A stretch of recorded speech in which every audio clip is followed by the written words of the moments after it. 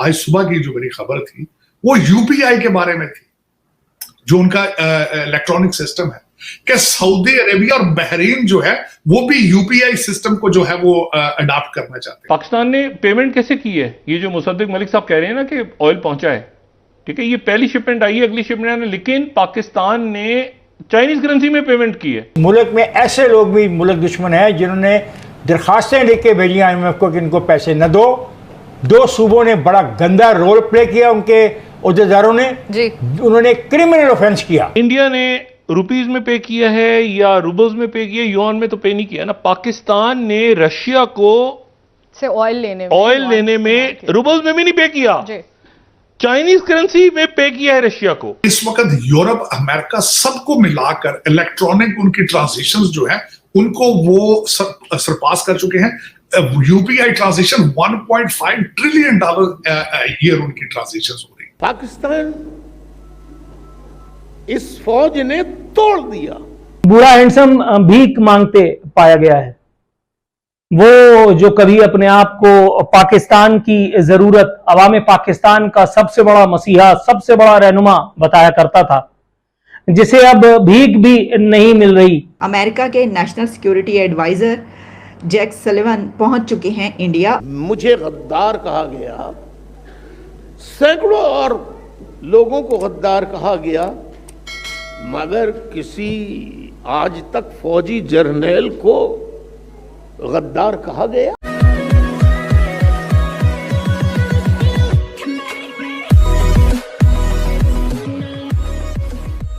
नमस्कार दोस्तों, अब यहाँ पर बात हो रही है यूपीआई के बारे में। अब यूपीआई के बारे में डिस्कस हो भी क्यों ना, क्योंकि पूरी दुनिया के अंदर यूपीआई अपना डंका बजा रहा है। अब सिचुएशन ये है कि यहाँ पर सऊदी और बहरीन जो है वो भी आने वाले दिनों में यूपीआई को इम्प्लीमेंट करने की बात हो रही है। देखिए, अब नॉर्मल सिचुएशन अगर आप देखो तो टेक्नोलॉजी से किसी न किसी कंट्री को आप सरप्राइज कर सकते हो, लेकिन अमेरिका जैसा कंट्री, फ्रांस, यूके, इजराइल जैसा कंट्री जब यूपीआई से सरप्राइज हो तो आपको सही मायनों में समझना चाहिए कि भाई आपकी जो टेक्नोलॉजी वो सही मायनों में, मतलब आपने स्टेट ऑफ द आर्ट कुछ चीज़ बना ली है। State of the art in the sense कि भी आपने कुछ ऐसी चीज़ बना ली है जो लोग सोच भी नहीं पा रहे हैं। अमेरिका ने भी इस टाइप की एक चीज़ बनाने की ट्राई की थी, लेकिन वो ठीक तरीके से सक्सेसफुल नहीं हो पाए। देखिए, तो अब बात यह है कि ये जो यूपीआई वाली सिस्टम है, जो इंडियन गवर्नमेंट है, हर किसी कंट्री में किसी न किसी कंपनी के साथ कॉन्ट्रैक्ट करके उस कंट्री में इसको इम्प्लीमेंट करवाने की बात हो रही है। अब देखिए, आने वाले दिनों में जैसे वीज़ा और ये सारे कार्ड है, मास्टर कार्ड्स है, वैसे ही आने वाले दिनों में आपको यूपीआई भी दुनिया भर में देखने को मिलेगा। इसी के साथ ये वीडियो शुरू करते हैं। और हाँ दोस्तों, सुपर थैंक्स के जरिए हमें मदद करना ना भूलें। सर, हमारा ये हाल है कि हमारे लीडर उठ के कह रहे हैं कि जी कोई बड़ी बात नहीं, करप्शन ही तो की है, और दूसरी तरफ सर उनकी जो 3.75 ट्रिलियन पे जो है इकोनॉमी पहुंच चुकी है भारत की। आरजू, उनकी इकोनॉमी अब नहीं रुक सकती। वो इकोनॉमी मैं कहता हूँ जिनका कबाड़ भी बिक रहा है अब उनका इंडिया का, वो इस तरह कि रशिया ने जो टैंक बेचे थे वापस खरीद रहा है उनसे, बर्मा से और इंडिया से। जो उन्होंने रशियन टैंक बेचे थे बहुत पुराने अरसे में, अब उनके पार्ट और दूसरी चीजें भारत से वापस ले गए। वो तो भाई उनका कबाड़ भी बिक रहा है। उनके तो पता नहीं गुड लक कैसी है उनकी, वो तो तरक्कियों में उनकी तरक्की तो रुके। मैं उससे बढ़ के आज सुबह की जो मेरी खबर थी वो यूपीआई के बारे में थी, जो उनका इलेक्ट्रॉनिक सिस्टम है कि सऊदी अरेबिया और बहरीन जो है वो भी यूपीआई सिस्टम को जो है वो अडॉप्ट करना चाहते हैं, जिसको यूनाइटेड पेमेंट इंटरफेस कहते हैं। मैं हैरान हूं उनका। और मेरा एक दोस्त है यहाँ पे अमेरिकन, रिसेंटली जर्नलिस्ट, वो आज से 1 महीना पहले भारत गया और भारत से वापस आके उसने अपना एक आर्टिकल लिखा। उसने, जर्नलिस्ट ने, आप सरप्राइज, उसने कहा जी कि वहां हर ठेले वाले के पास भी बार कोड है उसका अपना मौजूद है। कैशलेस सोसाइटी बन चुकी है और उसका गवर्नमेंट को फायदा ये है कि कोई ब्लैक मनी नहीं है। हर चीज जो है वो सामने होके आ रही है और टैक्स कलेक्शन उनकी बेहतर होगी और लोगों के लिए कन्वीनियंट है कि वो जहां जाते हैं वो बार कोड पे अपना एक दूसरे को पे कर रहे हैं। अब वो यूपीआई जो है वो एक तो उसमें ये मैं बताना चाहूंगा, इस वक्त यूरोप, अमेरिका सबको मिलाकर इलेक्ट्रॉनिक उनकी ट्रांजेक्शंस जो है उनको वो सरपास कर चुके हैं। यूपीआई ट्रांजेक्शन $1.5 ट्रिलियन ईयर उनकी ट्रांजेक्शंस हो रही। तो अब कौन उनको मैच कर पाएगा? एक ऐसा कंट्री जिनकी आप बात कर रहे हैं, जो दुख पे जिस पे बात पे होता है हमेशा, और मुझे कई लोग इस चीज को डिसएग्री करते हैं, लेकिन मैं इस चीज पे बिलीव करता हूं, क्योंकि हम लोग एक ही, सोचें भी एक हैं, खाने भी एक हैं, कपड़े भी एक हैं, हर चीज है, डीएनए भी एक है, जो मर्जी आप कर लें, जो मर्जी आप। मैं कल परसों एक आर्टिकल पढ़ रहा था गांधी जी के बारे में, तो गांधी जी ने एक दफा मैं देखें, कई लोगों को भारत में ये नहीं आजकल, लेकिन मैं I am very inspired by the Gandhi, very much inspired. मैं उनके हमेशा मुझसे कई दफा पूछा गया कि who is your favourite leader in सब कॉन्टिनेंट, तो मैं हमेशा गांधी जी का नाम लेता था, इलामा इकबाल का नाम लेता था, और उसमें उसकी कई वजूहात है। एक बहुत बड़ी डिबेट है गांधी जी के बारे में, क्योंकि मैंने पढ़ा उनके बारे में बहुत है। तो वो कहते थे हम सदियों से इकट्ठे रह रहे हैं, सदियों से इकट्ठे रह रहे हैं, हम मेरा मतलब मजीद आगे रह सकते हैं, इसमें कोई शक नहीं, बल्कि उसमें इसमें कोई शक नहीं है, इस प्रूवन क्या हमारा डीएनए एक है, इसमें कोई शक नहीं। तो लेकिन देखें कि उनकी तरक्कियां, उनकी चीजें जो है वो रिमार्केबल, इसमें कोई शक नहीं है। यहाँ पे अमेरिका में उन्होंने जो नेटो प्लस को डिनाई कर दिया कि हम नहीं जाएंगे। उसके बाद मैंने आपको यूपीआई के बारे में बताया, इकॉनमी उनकी, मैं उनके बारे में बिल्कुल डिटेल से पढ़ रहा था, रिसेशन प्रूफ है, रिसेशन का कोई बिल्कुल खदशा नहीं है, और मुसलसल ग्रोथ पे, अमेरिका की इकॉनमी से ज्यादा ग्रोथ पे जा रही है भारत की इकॉनमी, रिमार्केबल। मैं समझता हूँ इसमें कोई शक नहीं है, इसमें कोई शक नहीं है। और वो कहते हैं ना कि more power to them, more power to them. मैं बिल्कुल इस बात पे मैं यही समझता हूँ कि चलें तरक्की करेंगे, शायद कभी पाकिस्तान भी कुछ लर्न करे उनसे, या उनसे। लेकिन सर हम कैसे तरक्की करेंगे जब हमारे यहाँ इस वक्त जो बजट आया है उसमें एजुकेशन के 5.5% जो है वो इंक्रीज किया गया, जबकि डिफेंस बजट 15% बढ़ा दिया है। कि इनको लगता है कि डिफेंस ज्यादा जरूरी है। नहीं, डिफेंस तो खैर बहुत ही ज्यादा जरूरी है, लेकिन मैंने आपको हमेशा ये कहा है कि आपके जो एजुकेशन पॉलिसी बनाने वाले हैं, जो एजुकेशन मिनिस्टर हैं या रूलिंग एलीट है, उनके बच्चे तो पढ़ते नहीं ना स्कूलों में, वो तो एक ही सन पढ़ते हैं या अमेरिका और इंग्लैंड में पढ़ते हैं, तो उनको क्या जरूरत है भाई पॉलिसी आपको बजट बनाने की एजुकेशन का। आपके जो इस्लामाबाद में या लाहौर में या जितने आपके कैपिटल्स में बैठे हुए हैं, पेशावर जैसा, वो तो सबके बच्चे तो बाहर पढ़ रहे हैं, वो क्यों करेंगे? ये तो जो बेवकूफ जाके जलसों में और जो चढ़ गए थे जीएचक्यू के ऊपर, ये तो वो जो बेवकूफ जा कोर कमांडरों के घरों में घुसे थे जाए, इनको पढ़ाने की क्या जरूरत? बल्कि अगर वो पढ़ जाएंगे तो इनके लिए जलसों में कौन निकलेगा भाई, इनके जुलूस कौन भरेगा भाई? अगर वो पढ़ जाए तो अमीरुल मोमिनीन का कौन जाके मुर्शद का गेट चूमते हैं जाके भाग भाग के, कहते हैं ये 21st सेंचुरी का पैगंबर है। अगर वो पढ़ जाए तो फिर वो कौन इनका कारोबार चलाएगा? ये तो इंटेंशनली चाहते हैं कि ये इसी तरह जलील होते रहे, धक्के खाते रहे। एक नई मिसाइल है जो इंडिया में इंडक्ट होने वाली, उसका नाम है प्रलय। मेरे को जो डर लग रहा चीमर साहब, ये डाटा चुरा के are they designing a variant which is specifically designed for India. This is the biggest threat. आप लोगों ने कहा कि एफएटीएफ के अंदर हम काले से सफेद हो जाएं, हमने क्रीमें लगा लगा के एफएटीएफ के अंदर सफेदी कर ली, फिर भी 2 टके की मईशत। और प्रलय की यह खासियत है कि जिस स्पीड से आता है, जिस स्पीड से टारगेट करता है, China will not have anything that can intercept प्रलय। मुझे डर है एक नया वेरिएंट बनाया जा रहा है या बनाया जाएगा चाइना में। They want to slow India. यहाँ पे हेल्थ इमरजेंसी लगाएंगे, यहाँ आपकी इकोनॉमी स्लो होगी, यहाँ का डाइवर्जन शुरू होगा और एक और तवांग करेंगे। इसलिए आज हमने अपने गरुड़ कमांडोज की डिप्लॉयमेंट की है on all our air assets around LAC। आपने कहा IMF की हर शर्त मान जाओ, हर काम जो वो कहते हैं कर डालो, मईशत ठीक हो जाएगी। हमने अपने आप को हाजिर खिदमत कर दिया। हमने कहा बताओ IMF, आसमान से बोलोगे तो सितारे भी तोड़ के ले आएंगे। अचानक इतने वेपन सिस्टम्स, अचानक राफेल भी आ रहा है, चिनूक भी आ रहा है, M777 भी आ रहा है, ध्रुव भी आ रहा है। PM मोदी साहब जो है वो कह रहे हैं कि जी टेस्टिंग बढ़ा दो, सर्विलेंस एयरपोर्ट्स पे बढ़ा दो।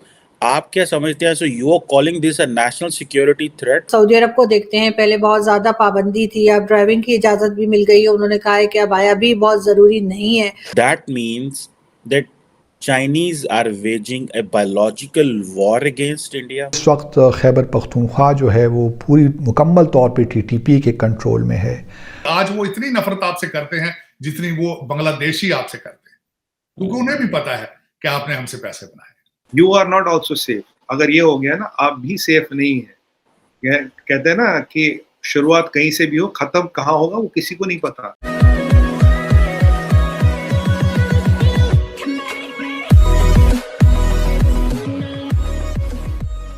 नमस्कार दोस्तों, यहाँ पर नए डेवलपमेंट की बात हो रही है। मिसाइल प्रलय के बारे में, प्रलय मिसाइल के बारे में बात हो रही है।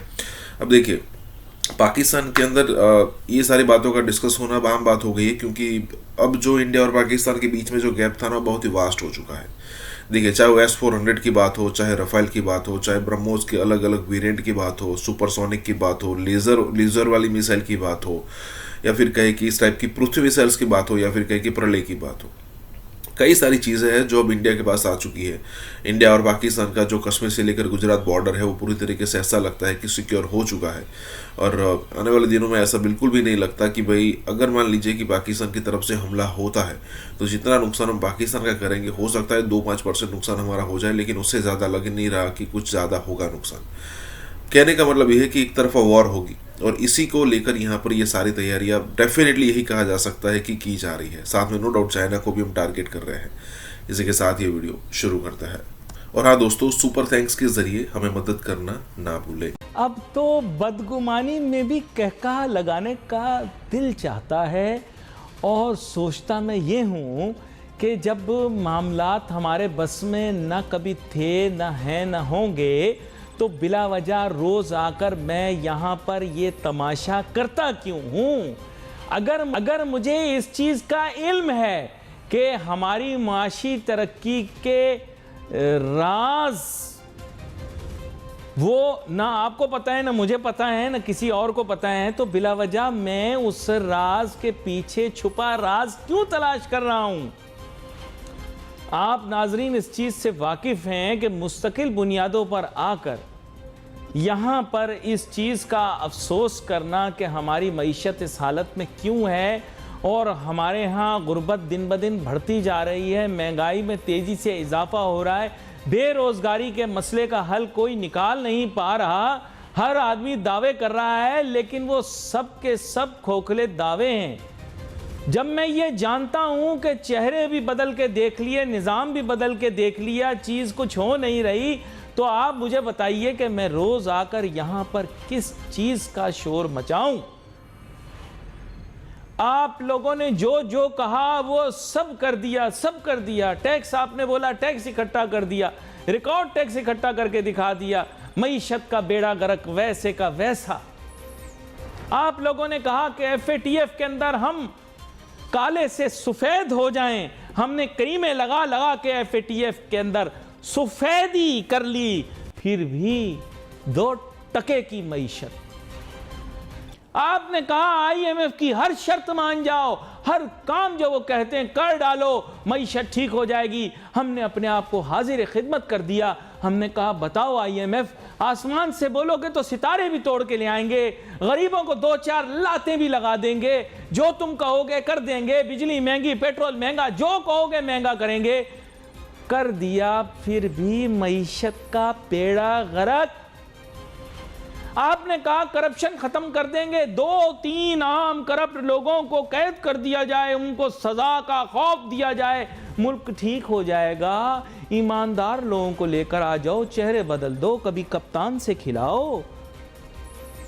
कप्तान को भी ले आए, शाटें भी लगा ली, मईशत का बेड़ा गर्क।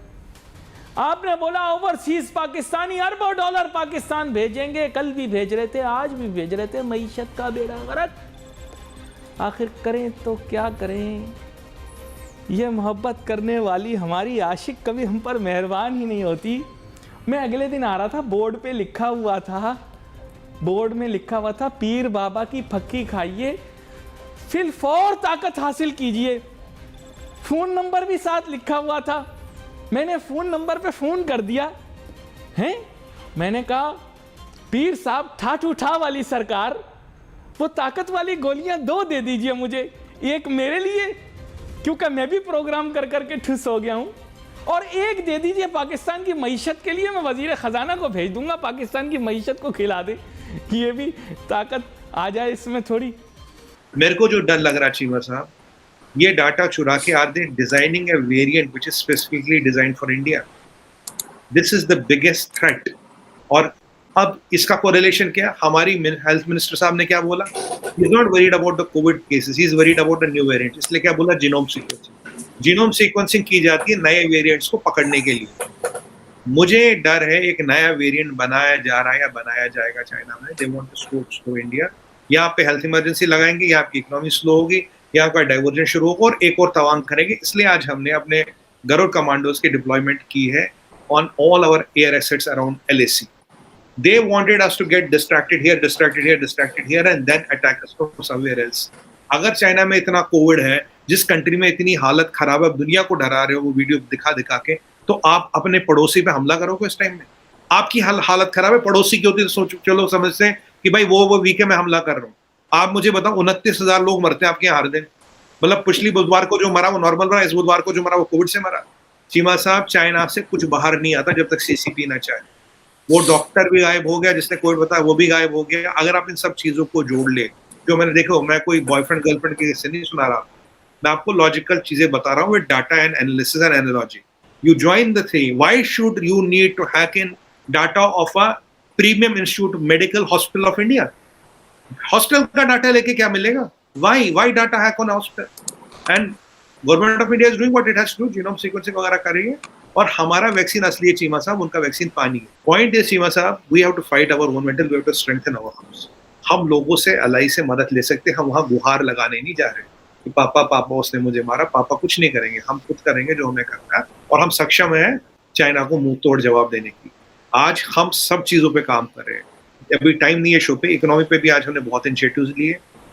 अब मैरीटाइम सिक्योरिटी पे भी आज हमने बिल पार किया, आपने देखा होगा डॉक्टर जयशंकर का साहब का स्टेटमेंट। मैरीटाइम पायरेसी पे बहुत बड़ा बिल पास हमने किया। हम इकोनॉमी पे भी काम करें, हम मेडिसिन पे भी काम करें। और हमारे आधार पूनावाला जी जो सीरम इंस्टीट्यूट के ओनर है, उन्होंने बोला टेंशन की कोई बात नहीं, we can handle it. Mansukh Mandaviya ji है, निर्मला जी का स्टेटमेंट आ गया, अमित शाह जी को जो करना है, राजनाथ सिंह जी को जो करना है, डॉक्टर जयशंकर साहब को जो करना है, और मोदी जी की लीडरशिप में आज एक अधिवेशन भी हुआ, ये सब चीजें डिस्कस की गई। जो हमें करना हर फ्रंट पे करना चाहिए साहब। We cannot be led by a smoke screen which CCP is created. CCP is master in this. करना कुछ, बताना कुछ, दिखाना कुछ, कटाना जताना कुछ। हम उसमें फंसने वाले नहीं है, और ईश्वर की कृपा से हम उनको मुंह तोड़ जवाब देने के लिए काफी है। हमें न किसी की मदद चाहिए, न किसी के कोर्ट में हमें केस लगाना।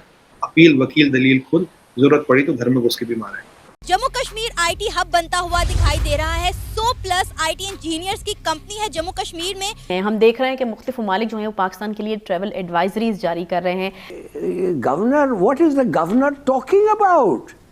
ये गोल्ड और फाइनेंस छोड़े, ये तो व्हीट और ग्राम और राइस और हर चीज की कमी आ रही है। और लोग काफी नाराज है क्योंकि गिलगित बल्तिस्तान, वहां पर भी जो है ये DHA बनाने जा रहे हैं। वहाँ के लोग काफी नाराज हैं। वो कह रहे हैं कि जी हमारी जमीनें जो है, हमारे घर जो हैं, उनमें से हमें कह रहे हैं निकलो, DHA बनाना है। दुबई के एक शेख हैं जो कि योगी स्वामी जी के सामने आते हुए, आने से पहले स्टेज में आकर कहते हैं जय श्री राम का नारा लगाते हैं। गाइस, जय श्री राम।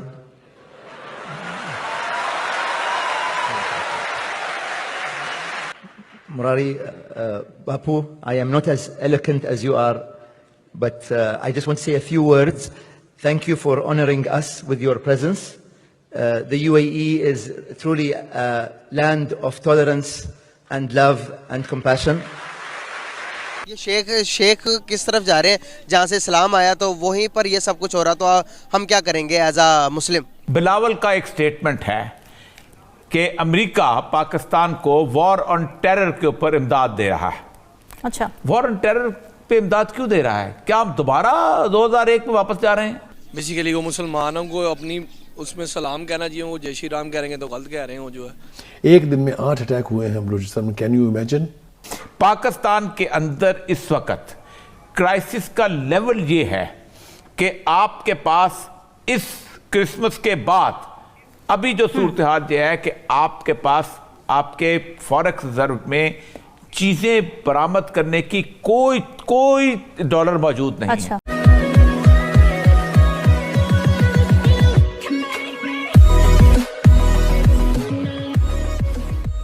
नमस्कार दोस्तों, एक तरफ आप मतलब हमें देखने को मिल रहा है कि भाई पूरे इंडिया के अंदर आईटी बिजनेस है जो ग्रो कर रहा है, आईटी सर्विसेज है जो ग्रो कर रही है। यहाँ पर कश्मीर की बात हो रही है कि कुछ लड़कों ने मिलकर यहाँ पर एक अपनी कंपनी बना ली, और दूसरी तरफ बात हो रही है कि शेख मतलब कि अरब कंट्रीज़ के जो शेख है जो अब इतना सेक्युलर होते जा रहे हैं कि पाकिस्तान, इंडिया और बांग्लादेश जैसे मुस्लिम जो इन सारे कंट्रीज में रहने वाले मुसलमान को लगता है कि भाई ये क्या हो रहा है, क्योंकि इनको तो ध्यान में रखते हुए हमने जो कट्टरता थी हमारे अंदर आई है। और जब यही सारे जब अब मुल्क से यही सारे अरब कंट्रीज या फिर कई अरब लोग अब इतने सेक्युलर होते दिख रहे हैं कि भाई मुरारी बापू की कथा में जय श्री राम बोल रहे हैं या फिर जय श्री राम बोल रहे हैं, मतलब ये बहुत बड़ी बात है। क्योंकि देखिए जिस हिसाब से पाकिस्तान के अंदर इस्लाम को मतलब एड्रेस किया जाता है, तो वहाँ पर तो यही बात होती है कि भाई नॉन मुस्लिम मतलब आप उनके साथ रहते, आपको एग्जिस्ट ही नहीं करना चाहिए उनके साथ, उनको किसी भी तरीके से कन्वर्ट कर लो या फिर।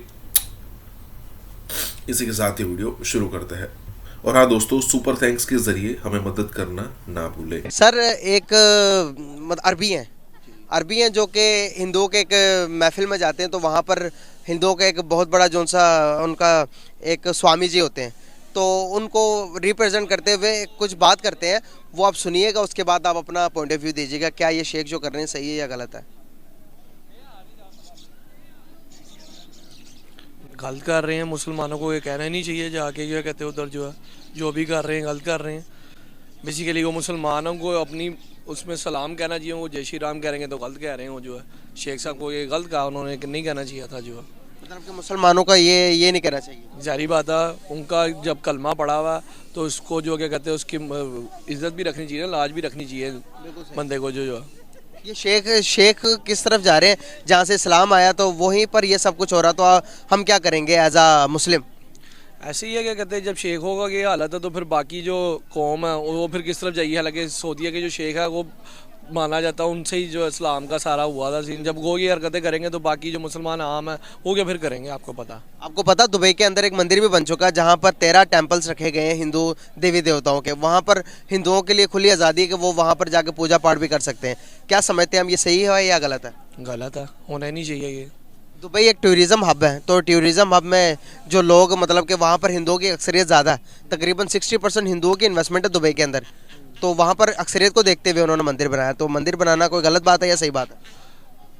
गलत है, क्योंकि जिसे आप देखें ना इंडिया में भी मस्जिदें हैं, क्या कहते हैं, आपको पता है इंडियन में भी जहाँ है उधर भी 60 से 70% जो मुसलमान ही रहता है। आपको पता है ईद भी बनती है वहाँ पर जो क्या कहते हैं, और दिवाली वगैरह भी बनती है। मगर ये कि इन लोगों को तो नहीं बनाना चाहिए, कहते हैं उनके लिए जो बना रहे मंदिर, तो फिर इनमें फ़र्क क्या रह जाएगा। इनको बनाने नहीं देना चाहिए, इनको खुद नहीं बनाना चाहिए या बनाने नहीं देना चाहिए? इनको बनाने भी देना नहीं चाहिए और खुद भी नहीं बनाना चाहिए। तो फिर ये नाम की मुसलमान हुए ना। फिर अगर जब उनके अब मंदिर के भगवानों को ला के इधर पूजा करवाएंगे तो फिर बाकी रह क्या गया। और लोग काफी नाराज है क्योंकि गिलगित बल्तिस्तान वहां पर भी जो है ये डीएचए बनाने जा रहे हैं। वहां के लोग काफी नाराज हैं, वो कह रहे हैं कि जी हमारी जमीनें जो है, हमारे घर जो है उनमें से हमें कह रहे हैं निकलो, डीएचए बनाना है। तो वहां पे अगर ये डीएचए लेके पहुंच गए तो आप समझ सकते हैं कि लोग क्या सोच रहे होंगे और किस तरह के लोगों के ख्यालात होंगे। मैडम वैसे जहाँ पे डीएचए जाता है वहाँ पे डिफेंस हाउसिंग अथॉरिटी जाती है, वहाँ पे तरक्की जाती है, तो आप क्या समझती हैं, क्या गिलगित बल्तिस्तान में तरक्की नहीं जानी चाहिए, या क्या आप समझती हैं कि तरक्की जो है वो डीएचए के जरिए नहीं जानी चाहिए? सर डीएचए के जरिए नहीं जानी चाहिए। क्यों? अगर तरक्की करनी भी है तो वो जो आम सिविलियन इदारे हैं उनका काम है। ये तो कब्जा ग्रुप है, ये कौन सी तरक्की लेकर आते हैं सर। इन्होंने तो बस जो लोग वहां पे मौजूद हैं, जिनके बारे में मतलब मैं सुन रही हूँ, मुझे जो न्यूज आ रही है वो यही है कि वो लोग कह रहे हैं कि जी हम जगह नहीं खाली कर रहे और हमें कहा जा रहा है कि जी निकलो यहाँ से, हमने डीएचए बनाना है। ये तो वो मलिक रियाज वाला काम हो गया ना, ये तो लैंड माफिया वाला काम है कि किसी की मर्जी नहीं है, आप उसको उसके घर से निकाल कर और उसको कह रहे हैं कि जी निकलो यहाँ से, हमने डीएचए बनाना है। ये तो कोई तरीका नहीं है। और इससे पहले भी आपने देखा था मुल्तान में भी किस तरह से बेदर्दी के साथ वो आम के जो दरख्त थे वो काटे गए थे और उसकी बहुत पिक्चर्स आई थी, बहुत वीडियोस आई थी। और इस तरह से आप नुकसान करके यानी कि दरख्तों को काट रहे, बुरी तरह से अपना डीएचए बनाते जा रहे। मतलब ऐसा लगता है कि एक दिन पाकिस्तान में सिर्फ डीएचए ही रह जाएगा, बाकी पूरा जो कुछ रहे वो खत्म हो जाएगा, हर जगह सिर्फ डीएचए होगा। नहीं मैडम, डीएचए से क्या मसला है आपको? अगर वो जमीन सही एक्वायर करें और एक्वायर करके तो वो आगे उसमें एक अच्छी हाउसिंग अथॉरिटी सोसाइटी बना दे जो कि लोगों के लिए बड़ी जो है वो कारआमद हो। और ये तो नहीं है कि लोग वहाँ पे जाते नहीं है, बिजनेस नहीं करते। तो अगर लैंड प्रॉपर्ली एक्वायर की हो तो इसमें what is an issue is with the फौज और issue is with the DHA कि वो अच्छी हाउसिंग सोसाइटी देते हैं। ये भी तो एक सवाल है ना सर। हाउसिंग सोसाइटी देना इनका काम नहीं है, और आप खुद जानते हैं कि वहां पे कितने महंगे घर होते हैं, आम आदमी नहीं अफोर्ड कर सकता। और इसी तरह से पूरे में कब्जा करते जा रहे हैं हर चीज। इसका मतलब है कि फौज के अंडर जा रही है सारी जमीन, जो थोड़ी बहुत रह गई है, बाकी तो हमने चाइना को दे दी, जो थोड़ी बहुत रह गई है उसके ऊपर ये हाउसिंग स्कीम्स बनाते चले जा रहे हैं। इनका काम क्या हाउसिंग स्कीम बनाना है? ये जाके पकड़े ना जो TTP वाले हैं, उनको कंट्रोल करें। और पाकिस्तान में जिस किस्म के ब्लास्ट हो रहे हैं, जिस किस्म के यहाँ पर एक माहौल बना हुआ है, चाहे वो KPK हो, अब तो इस्लामाबाद तक में वो पहुंच गए हैं। और यहाँ पे भी कहा जा रहा है, हाईलाइट करने का क्या मतलब है? इसका मतलब यही है कि ये समझ रहे हैं कि मजीद अटैक्स होंगे। इनका काम ये है या ये बैठ के DHA बनाते रहते हैं? लेकिन खैर इनकी अकेले की भी नहीं है, इसमें पॉलिटिशियंस भी शामिल हैं और वो भी सिर्फ कुर्सी खेल रहे हैं। इमरान खान कहते हैं जी आप इलेक्शंस करवाएं, दूसरी पार्टी कहती है हम नहीं करवाएंगे। और बिलावल भुट्टो अपने सैर सपाटे में लगे हुए हैं और उनका कहना है कि जी सारे खर्चे मैं उठा रहा हूँ अपने जो भी फॉरेन टूर। लेकिन इस वक्त पाकिस्तान का मसला जो है वो सिक्योरिटी है। और यहाँ पर अगर इस किस्म के ब्लास्ट दोबारा से शुरू हो गए जो एक जमाने में हुआ करते थे, आपको याद होगा, आप तो खैर बहुत छोटे होंगे, मैंने देखे थे, तो वो आपको याद होगा कि उस किस्म के जो ब्लास्ट होते थे पाकिस्तान में 2008 और उसके बाद के, तो वहां पर सर मेरा ख्याल है कि अगर वही शुरू हुआ तो फिर दोबारा से सब कंपनीज, अगर कोई आने की सोच भी रहा होगा पाकिस्तान में कि इन्वेस्टमेंट करें या कुछ कोई काम हो, इकोनॉमी को संभाला जाए, वो भाग जाएंगे। अभी यहाँ पर क्रिकेट टीम भी आई हुई है न्यूजीलैंड की, वो भी किस माहौल में खेल रहे होंगे बेचारे, वो तो डर ही गए होंगे कि क्या हो रहा है। हालांकि अभी ये चीज इस्लामाबाद तक ही पहुंची है, लेकिन क्या पता कब कराची पहुंचे, क्योंकि बलूचिस्तान कोयटा से तो कराची नजदीक है। तो इस किस्म का अगर आप माहौल बनाएंगे और कंट्रोल नहीं करेंगे तो उसके बाद पाकिस्तान का वही हाल होगा कि ना पैसा है ना कुछ है, और उसके बाद सब लोग यही कहेंगे कि बिल्कुल बेकार हो गए हैं और फेल्ड स्टेट और क्या कुछ कहा जाएगा। तो उससे बचने के लिए इनको अभी से उसके ऊपर थोड़ा सा काम करना चाहिए, थोड़ी सी इंपॉर्टेंस देनी चाहिए। बाद में मतलब ये अपना जो खाने कमाने वाली चीजें हैं या प्लॉट श्लॉट है तो बाद में भी होते रहेंगे। तो मैडम आप क्या समझती हैं कि जो ये दहशतगर्दी को कंट्रोल नहीं किया जा रहा, या क्या आप समझ रही हैं कैपेसिटी है, ध्यान नहीं है? और आपका क्या, जितनी भी जंगें हुई हिंदुस्तान के साथ वो सब हमने शुरू की हैं और उसके अंदर जीरो गेन हुआ जिसके लिए किया, to win back Kashmir. Bharat में तो वैसे भी हम कहते हैं कि डाइवर्सिटी वाला नेशन है जहां पर अलग अलग धर्म और जाति के लोग रहते हैं। आपने कश्मीर का एक मुद्दा खड़ा रखा सारी जिंदगी ताकि आप डिफेंस के बजट को आप निचोड़ सकें। बहुत चोंच इनकी खुल रही है पाकिस्तानियों की, पैंट फटी है, रफू करने के पैसे नहीं है, खाने के पैसे नहीं है और औकात ऐसी देखो। नरेंद्र मोदी जी जो हैं उन पे सियासी तनकीद हो सकती है लेकिन morally he is a good man. उन्होंने सारे पैसे जो भी आते हैं वो औरतों और बच्चियों की एजुकेशन में वो दे देते हैं। तो भारत एक हजारों साल पुराना एक सिविलाइजेशन है। आज एक बहुत बड़ी खबर आई है कि रतन टाटा की मौजूदगी में इंडिया में मेड इन इंडिया चिप्स बनना शुरू हो जाएंगी रतन टाटा के लिए। इंडिया के साथ नॉर्मल रिलेशंस रखो। कश्मीर के इशू को रिजॉल्व करने का सबसे प्रैक्टिकल और आसान तरीका ये है कि लाइन ऑफ कंट्रोल को इंटरनेशनल बॉर्डर मान ले। यहाँ पे हम कौम नहीं बने, अभी तक नेशन नहीं बने, टुकड़ों में बटे हुए हैं। दर्दे डिस्को। इंडिया तो बात नहीं करना चाहता, हम तो करना अब चाहते हैं, हमारी मजबूरी आ गई है। वो कह रहे हैं मुश्किल में पड़े हुए हैं, इकोनॉमिकली डिफॉल्ट हो रहे हैं, वैसे भी टेंशन में है। इधर से हम दबका मारते हैं, उधर से तालिबान ने आज हमारे 6 बंदे जो हैं वो बॉर्डर पे वैसे गोली कर लगा के मार दिए, चमन बॉर्डर पे। आपकी हालत हमेशा से ही खराब थी और आगे भी खराब रहनी थी। ये इत्तेफाकिया तौर पर ये हो गया कि जो है वो आपके पड़ोसी मुल्क अफगानिस्तान ने पंगा ले लिया वेस्ट के साथ, और उस पंगे के नतीजे में आपको धवा के मिले नोटू और आपकी मईशत हो गई ठीक। आपने टगे का काम नहीं किया। हमारे जो इमरान खान साहब अमीरुल मोमिनीन हैं, उन्होंने अर्ज किया है जब तक मोदी रहेगा हम उनसे बात नहीं करेंगे। मोदी अगले 20 साल रहेगा तो फिर आप पाकिस्तान को ताले लगा के आप पाकिस्तान में बैठे रहेंगे।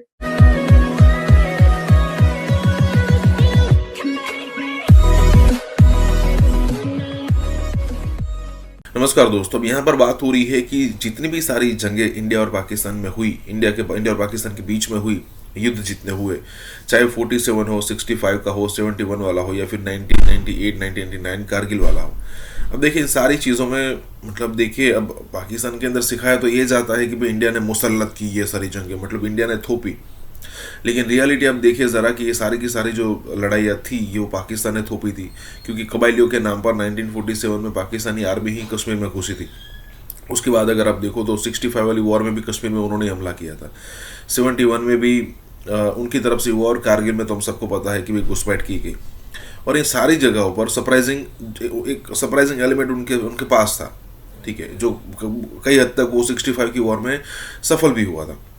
लेकिन ये सारी लड़ाई अंत में अगर आप देखो तो पाकिस्तान हार चुका था, मिला कुछ नहीं था। और आज अगर देखिए कि इंडिया की प्रायोरिटी युद्ध नहीं थी, जबकि पाकिस्तान की प्रायोरिटी थी युद्ध। एक और चीज़ में जो मुझे मेंटालिटी लग रही है ना पाकिस्तानियों की, कि मान लीजिए कि हमने कश्मीर दे दिया होता तो क्या ये शांत हो जाते, वो फिर से किसी एरिया को क्लेम करते और फिर उसी को लेकर यहाँ पर सारी लड़ाइयाँ चलती रहती, क्योंकि वो जो गज़वा हिंद वाला कंसेप्ट है ना, वो ऐसे ख़त्म नहीं होने वाला। इसी के साथ ही वीडियो शुरू करते हैं। और हाँ दोस्तों, सुपर थैंक्स के जरिए हमें मदद करना ना भूलें। डॉक्टर साहब ये बताएं कि ये जो बात है कि इंडिया ने हमें तबाह कर देना है और हमने अपनी फॉरेन पॉलिसी, नेशनल सिक्योरिटी में इस चीज को डाल दिया और 75 साल उसी में लगे रहे। आज 75 साल बाद आप क्या देखते हैं, इंडिया ने हमें कितना तबाह किया और हमने अपने आप को कितना तबाह किया? कि इंडिया के ऊपर जो ब्लेम किया गया है, आपको एक फिक्शन बताई गई है हमेशा, एक नेशनल सिक्योरिटी थ्रेट बनाकर सिर्फ पैसे बनाने के लिए।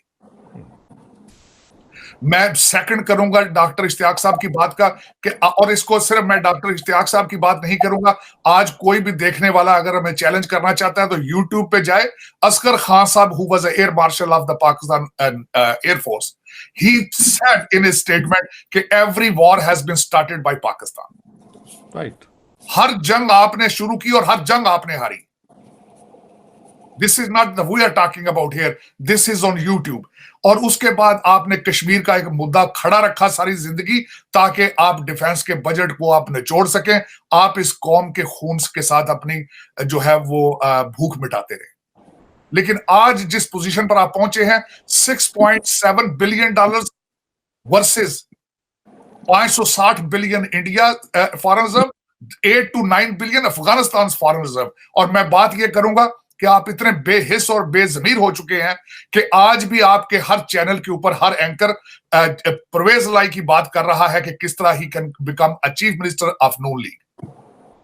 किसी को कोई एहसास नहीं है व्हाट आर योर डायरेक्शन। और दूसरी एक लास्ट इस आर्गुमेंट में बात करना चाहूंगा चीमा साहब, आप कह रहे, डॉक्टर साहब ने भी फरमाया है कि जब ये डिसइंटीग्रेटेड, जब ये खत्म होगा सिलसिला, लोग कहां जाएंगे? डॉक्टर साहब, लोग पैदल चलकर इस्तांबुल जा रहे हैं। आज मैं दुख के साथ कहूंगा, इस्तांबुल से जो भी कश्ती चलती है ग्रीस की तरफ, उसमें 70% पाकिस्तानी होते हैं, उसमें 70% पाकिस्तानी होते हैं जो ग्रीस और इटली जा रहे हैं। आप लोग वहां से हिजरत करके बड़े अरसे से भाग रहे हैं, आप उस साइड पे देखना नहीं चाहते। इस वक्त आपके देखें, आप जिनको ये लोग पाकिस्तान में बैठ कहते हैं कि ये हमारी फॉरेन रेमिटेंस आ रही हैं, ये हमारा एसेट्स है। सऊदी अरेबिया में you are become a third class human living there with the name of रफीक, मस्कीन एंड गरीब। और लेकिन उसको जो पैसा रेमिटेंस वापस जाती है, उसके साथ लंदन में और दुबई में प्रॉपर्टियां बनती हैं आपकी रूलिंग एलीट की। और सबसे बड़े, आप इसी वजह से अब बेजमीर हो चुके हैं। और आज किसी के माथे पर कोई बल नहीं है कि what is going on in Pakistan. और आज मैं बल्कि इसको आखिरी चीज ये कहूंगा कि now it's too late to do anything. Basically बात मोरालिटी की है, बात नेशनलिज्म की है। Nations can not survive without nationalism. मुझे वो नेशनलिज्म किसी पाकिस्तानी में नजर नहीं आ रहा। मैं तो बहुत देर से जो सोल्यूशन दे रहा हूं वो होगा मुमकिन नहीं, लेकिन that is the only thing which can make us turn the corner. India के साथ नॉर्मल रिलेशंस रखो, कश्मीर के इशू को रिजॉल्व करने का सबसे प्रैक्टिकल और आसान तरीका ये है कि लाइन ऑफ कंट्रोल को इंटरनेशनल बॉर्डर मान लें, क्योंकि जो डी फैक्टो बॉर्डर बन चुका है और इतनी जंगें हो चुकी हैं वो कभी चेंज नहीं होगा। मैं इंडिया को भी ये कहूँगा लेकिन डॉक्टर ये साहब जो आपको काटने लगा हूं, सॉरी डॉक्टर साहब आपको काटने लगो, लेकिन इंडिया तो बात नहीं करना चाहता। हम तो करना अब चाहते हैं, हमारी मजबूरी आ गई है। वो कह रहे हैं मुश्किल में पड़े हुए हैं, इकोनॉमिकली डिफॉल्ट हो रहे हैं, वैसे भी टेंशन में है। इधर से हम दबका मारते हैं, उधर से तालिबान ने आज हमारे 6 बंदे जो हैं वो बॉर्डर पे वैसे गोली कर लगा के मार दिए, चमन बॉर्डर पे। तो वो तो समझते हैं मुश्किल में फंसे हैं, हमें इनसे बात करने की क्या जरूरत है? तो इसका क्या हाल है? चिमा साहब, उसमें मैं ऐसे थोड़ा सा ऐड कहूंगा, करना चाहूंगा। बिल्कुल डॉक्टर साहब की बात 100% ठीक है, लेकिन कभी माजी में ये अपॉर्चुनिटी विंडो मौजूद थी। आगरा हाँ, बिल्कुल थे, बिल्कुल थे, था। बिल्कुल थे, वाजपेयी बिल्कुल was थे। very much interested in recognizing LOC as an international border। कभी अपॉर्चुनिटी थी आपके पास, लेकिन उस वक्त आप चाहते थे कि डॉलर बनाए जाएं, डॉलर बने। और आज भी आपकी जो आज भी आपको बताऊं, ये नेट प्राइस जो है, अगले दिन स्टेट डिपार्टमेंट ने जो स्टेटमेंट दी है कि हम अगर तालिबान वापस कुछ करेंगे तो हम पाकिस्तान का साथ दें, तो पाकिस्तान में कई हलकों में शादियाने बज रहे हैं, उनको डॉलर जो है नजर आने शुरू हो चुके हैं। लंदन और दुबई की प्रॉपर्टियों में हिलजुल शुरू हो चुकी है कि ये यहां से ड्रोन उड़ाएंगे, हम डॉलर बनाएंगे। जो आपका माजी में दर हकीकत, असल में डॉक्टर साहब मुझे 1 मिनट दीजिएगा, 1 मिनट। दर हकीकत सबसे बड़ा जुल्म हमारे साथ ये हुआ, डॉक्टर साहब की बात से मैं बिल्कुल एग्री करूंगा कि ये ब्रिटिश प्रोजेक्ट था रूस को रोकने के लिए, और आपने वहां भी इस्लाम का इस्तेमाल किया। आपने अमेरिका और बरतानिया को बताया कि हम सोशलिज्म जो है एंटी इस्लाम है, हमें पैसे दो, हम सोशलिज्म को रोकेंगे। ये 1947 में आपका एजेंडा था। उसके बाद क्या हुआ? दूसरा आपको अपॉर्चुनिटी मिली अफगानिस्तान के पीरियड में। आपके पाकिस्तान के अंदर जब डॉलर कंटेनरों में गए, आज भी आपके लोग उसके ख्वाब देख रहे हैं। जनरल क्या नाम था उनका जो उस वक्त CIA के हेड थे, हुमायूं अब्दुर्रहमान के वालिद साहब, जनरल अब्दुर्रहमान साहब, he is the richest person in south Asia. तो आज भी उसको फैसिनेट किया जाता है। आज भी आप इंतजार कर रहे हैं कि डॉलर कंटेनरों में आए और हम जाके 500 प्रॉपर्टियां लंदन में बनाएं। इन बातों से मुबर्रा जब तक आप नहीं होंगे आप, और सबसे बड़ी बात यह है डॉक्टर साहब, माजरत के साथ उसमें यह मैं कहना चाहूंगा, ठीक है आपकी बातें बिल्कुल ठीक है, लेकिन इस बिल्ली के गले में घंटी बांधेगा कौन?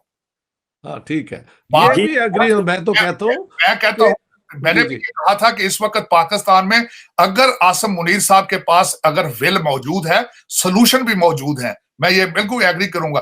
आज भी जितने लोग आपके रूलिंग एलीट हैं, उनके नाम ECL में डालने चाहिए। आज उनकी बीवी और बच्चों के ऊपर कंडीशन होनी चाहिए कि वो डुअल सिटीजन नहीं हो सकते, फॉरेन बैंकों में अकाउंट नहीं रख सकते, और अकाउंटेबिलिटी क्रॉस द बोर्ड की जाए, तभी फ्यूचर बनेगा। लेकिन इस बिल्ली के गले में घंटी बांधने के लिए तैयार कोई नहीं है। किसी के पास ना विल है, ना उसका उसके अंदर इतनी जुर्रत है। ये मर्दे मोमन कर सकता है, और वो मर्दे मोमन मुझे अभी तक नजर नहीं आ रहा कि पाकिस्तान में पैदा हुए। गुजरात अहमदाबाद इंडिया का नेक्स्ट सिलिकॉन वैली बनने जा रहा है। सऊदी अरेबिया जैसे मुस्लिम कंट्री ने स्पेशली भारत के लिए एक प्रिविलेज जो है, जिसे हम प्रिविलेज कह सकते हैं, KS से वीजा स्पेशल इंडियंस के लिए बना दिया है। मोदी ने बदस्तूर ही आपकी ऐसी तैसी करके रखी हुई है, और आपको डर लग रहा है इस वक्त कि वहां से हमला ना हो जाए। मोदी जो है इलेक्शन में जाने से पहले कुछ रद्दी झड़पें भी कर दी उसने, तो अपना हाल पतला ही नहीं। दुनिया की बड़ी टेक कंपनीज ये सोच ही नहीं रही, बल्कि अब ये फैसला भी कर चुकी हैं कि वो अपने बिजनेसेस यहाँ पर लेकर आएंगी और इसको एक सिलिकॉन वैली के तौर पर डेवलप किया जाएगा। कि इंडिया का सबसे बड़ी ताकत ये है कि वो एक बड़ा मुल्क है, उसके पास 1 बिलियन लोग चाइना हैं। तो आगे आ रहा है। इंडिया की भी तो एक है ना, एक खुद मुख्तारी है, उनका एक हिस्टोरिकल इमेज है। इसलिए इंडिया जो है वो अपने ऑप्शंस ओपन रखता है। लेकिन ना इंडिया अक्लमंद मुल्क है, इंडिया जो है बड़ी एक उनकी हिस्ट्री है, वो समझते हैं इन बातों को। उन्होंने भी अर्थशास्त्र उन्होंने भी ये चाहते हैं कि तकरीबन 150 मिलियन इंडियंस पर ईयर जो है वो जाए सऊदी अरेबिया, वहां का विजिट करें। इकोनॉमिकली इतने डिप्राइव हो चुके हुए हैं कि इंडिया से जंग, क्या वो जंग हो भी गई तो ये 2-4 दिनों बाद इनके पास असला खत्म हो जाएगा। मोदी साहब जो है वो छा गए हैं। मोदी साहब लेके बैठ गए हैं बाकी सबको। उन्होंने कहा पाइन जो मर्जी कर लो, मैं करके दिखाना है। अभी इंग्लैंड में बार्कली स्कूल जो था उसको बंद कर दिया गया, क्योंकि वहां पे मोमनों ने खूब वहां पे जाके उनको इश्तियाल में लाए, प्रोवोक किया, उनको इंटिमिडेट किया कि तुम लोगों ने एक बच्चे को वहां पर फलस्तीन का झंडा, एक उसने बैज लगाया हुआ था, वो उसको उन्होंने लाने नहीं दिया। हमें तो कोई कानून नजर नहीं आता। यहाँ पर है दहशतगर्दी, यहाँ पर है जोर, यहाँ पर है बंदूक रखकर काम करवाना।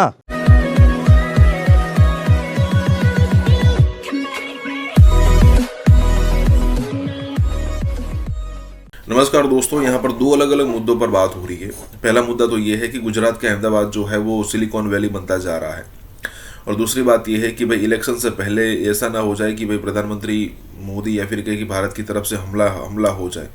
देखिए, दोनों चीज़ें अगर आप देखो तो दोनों चीज़ के लिए पाकिस्तान तैयार नहीं है। मतलब यहाँ पर एक बात हो रही कि अहमदाबाद के अंदर सिलिकॉन वैली, मैं सिर्फ अहमदाबाद की बात नहीं कर रहा, यहाँ पर बात हो रही है कई सारे अलग अलग सिटीज़ है इंडिया के अंदर जो IT हब बनते हुए दिख रहे हैं।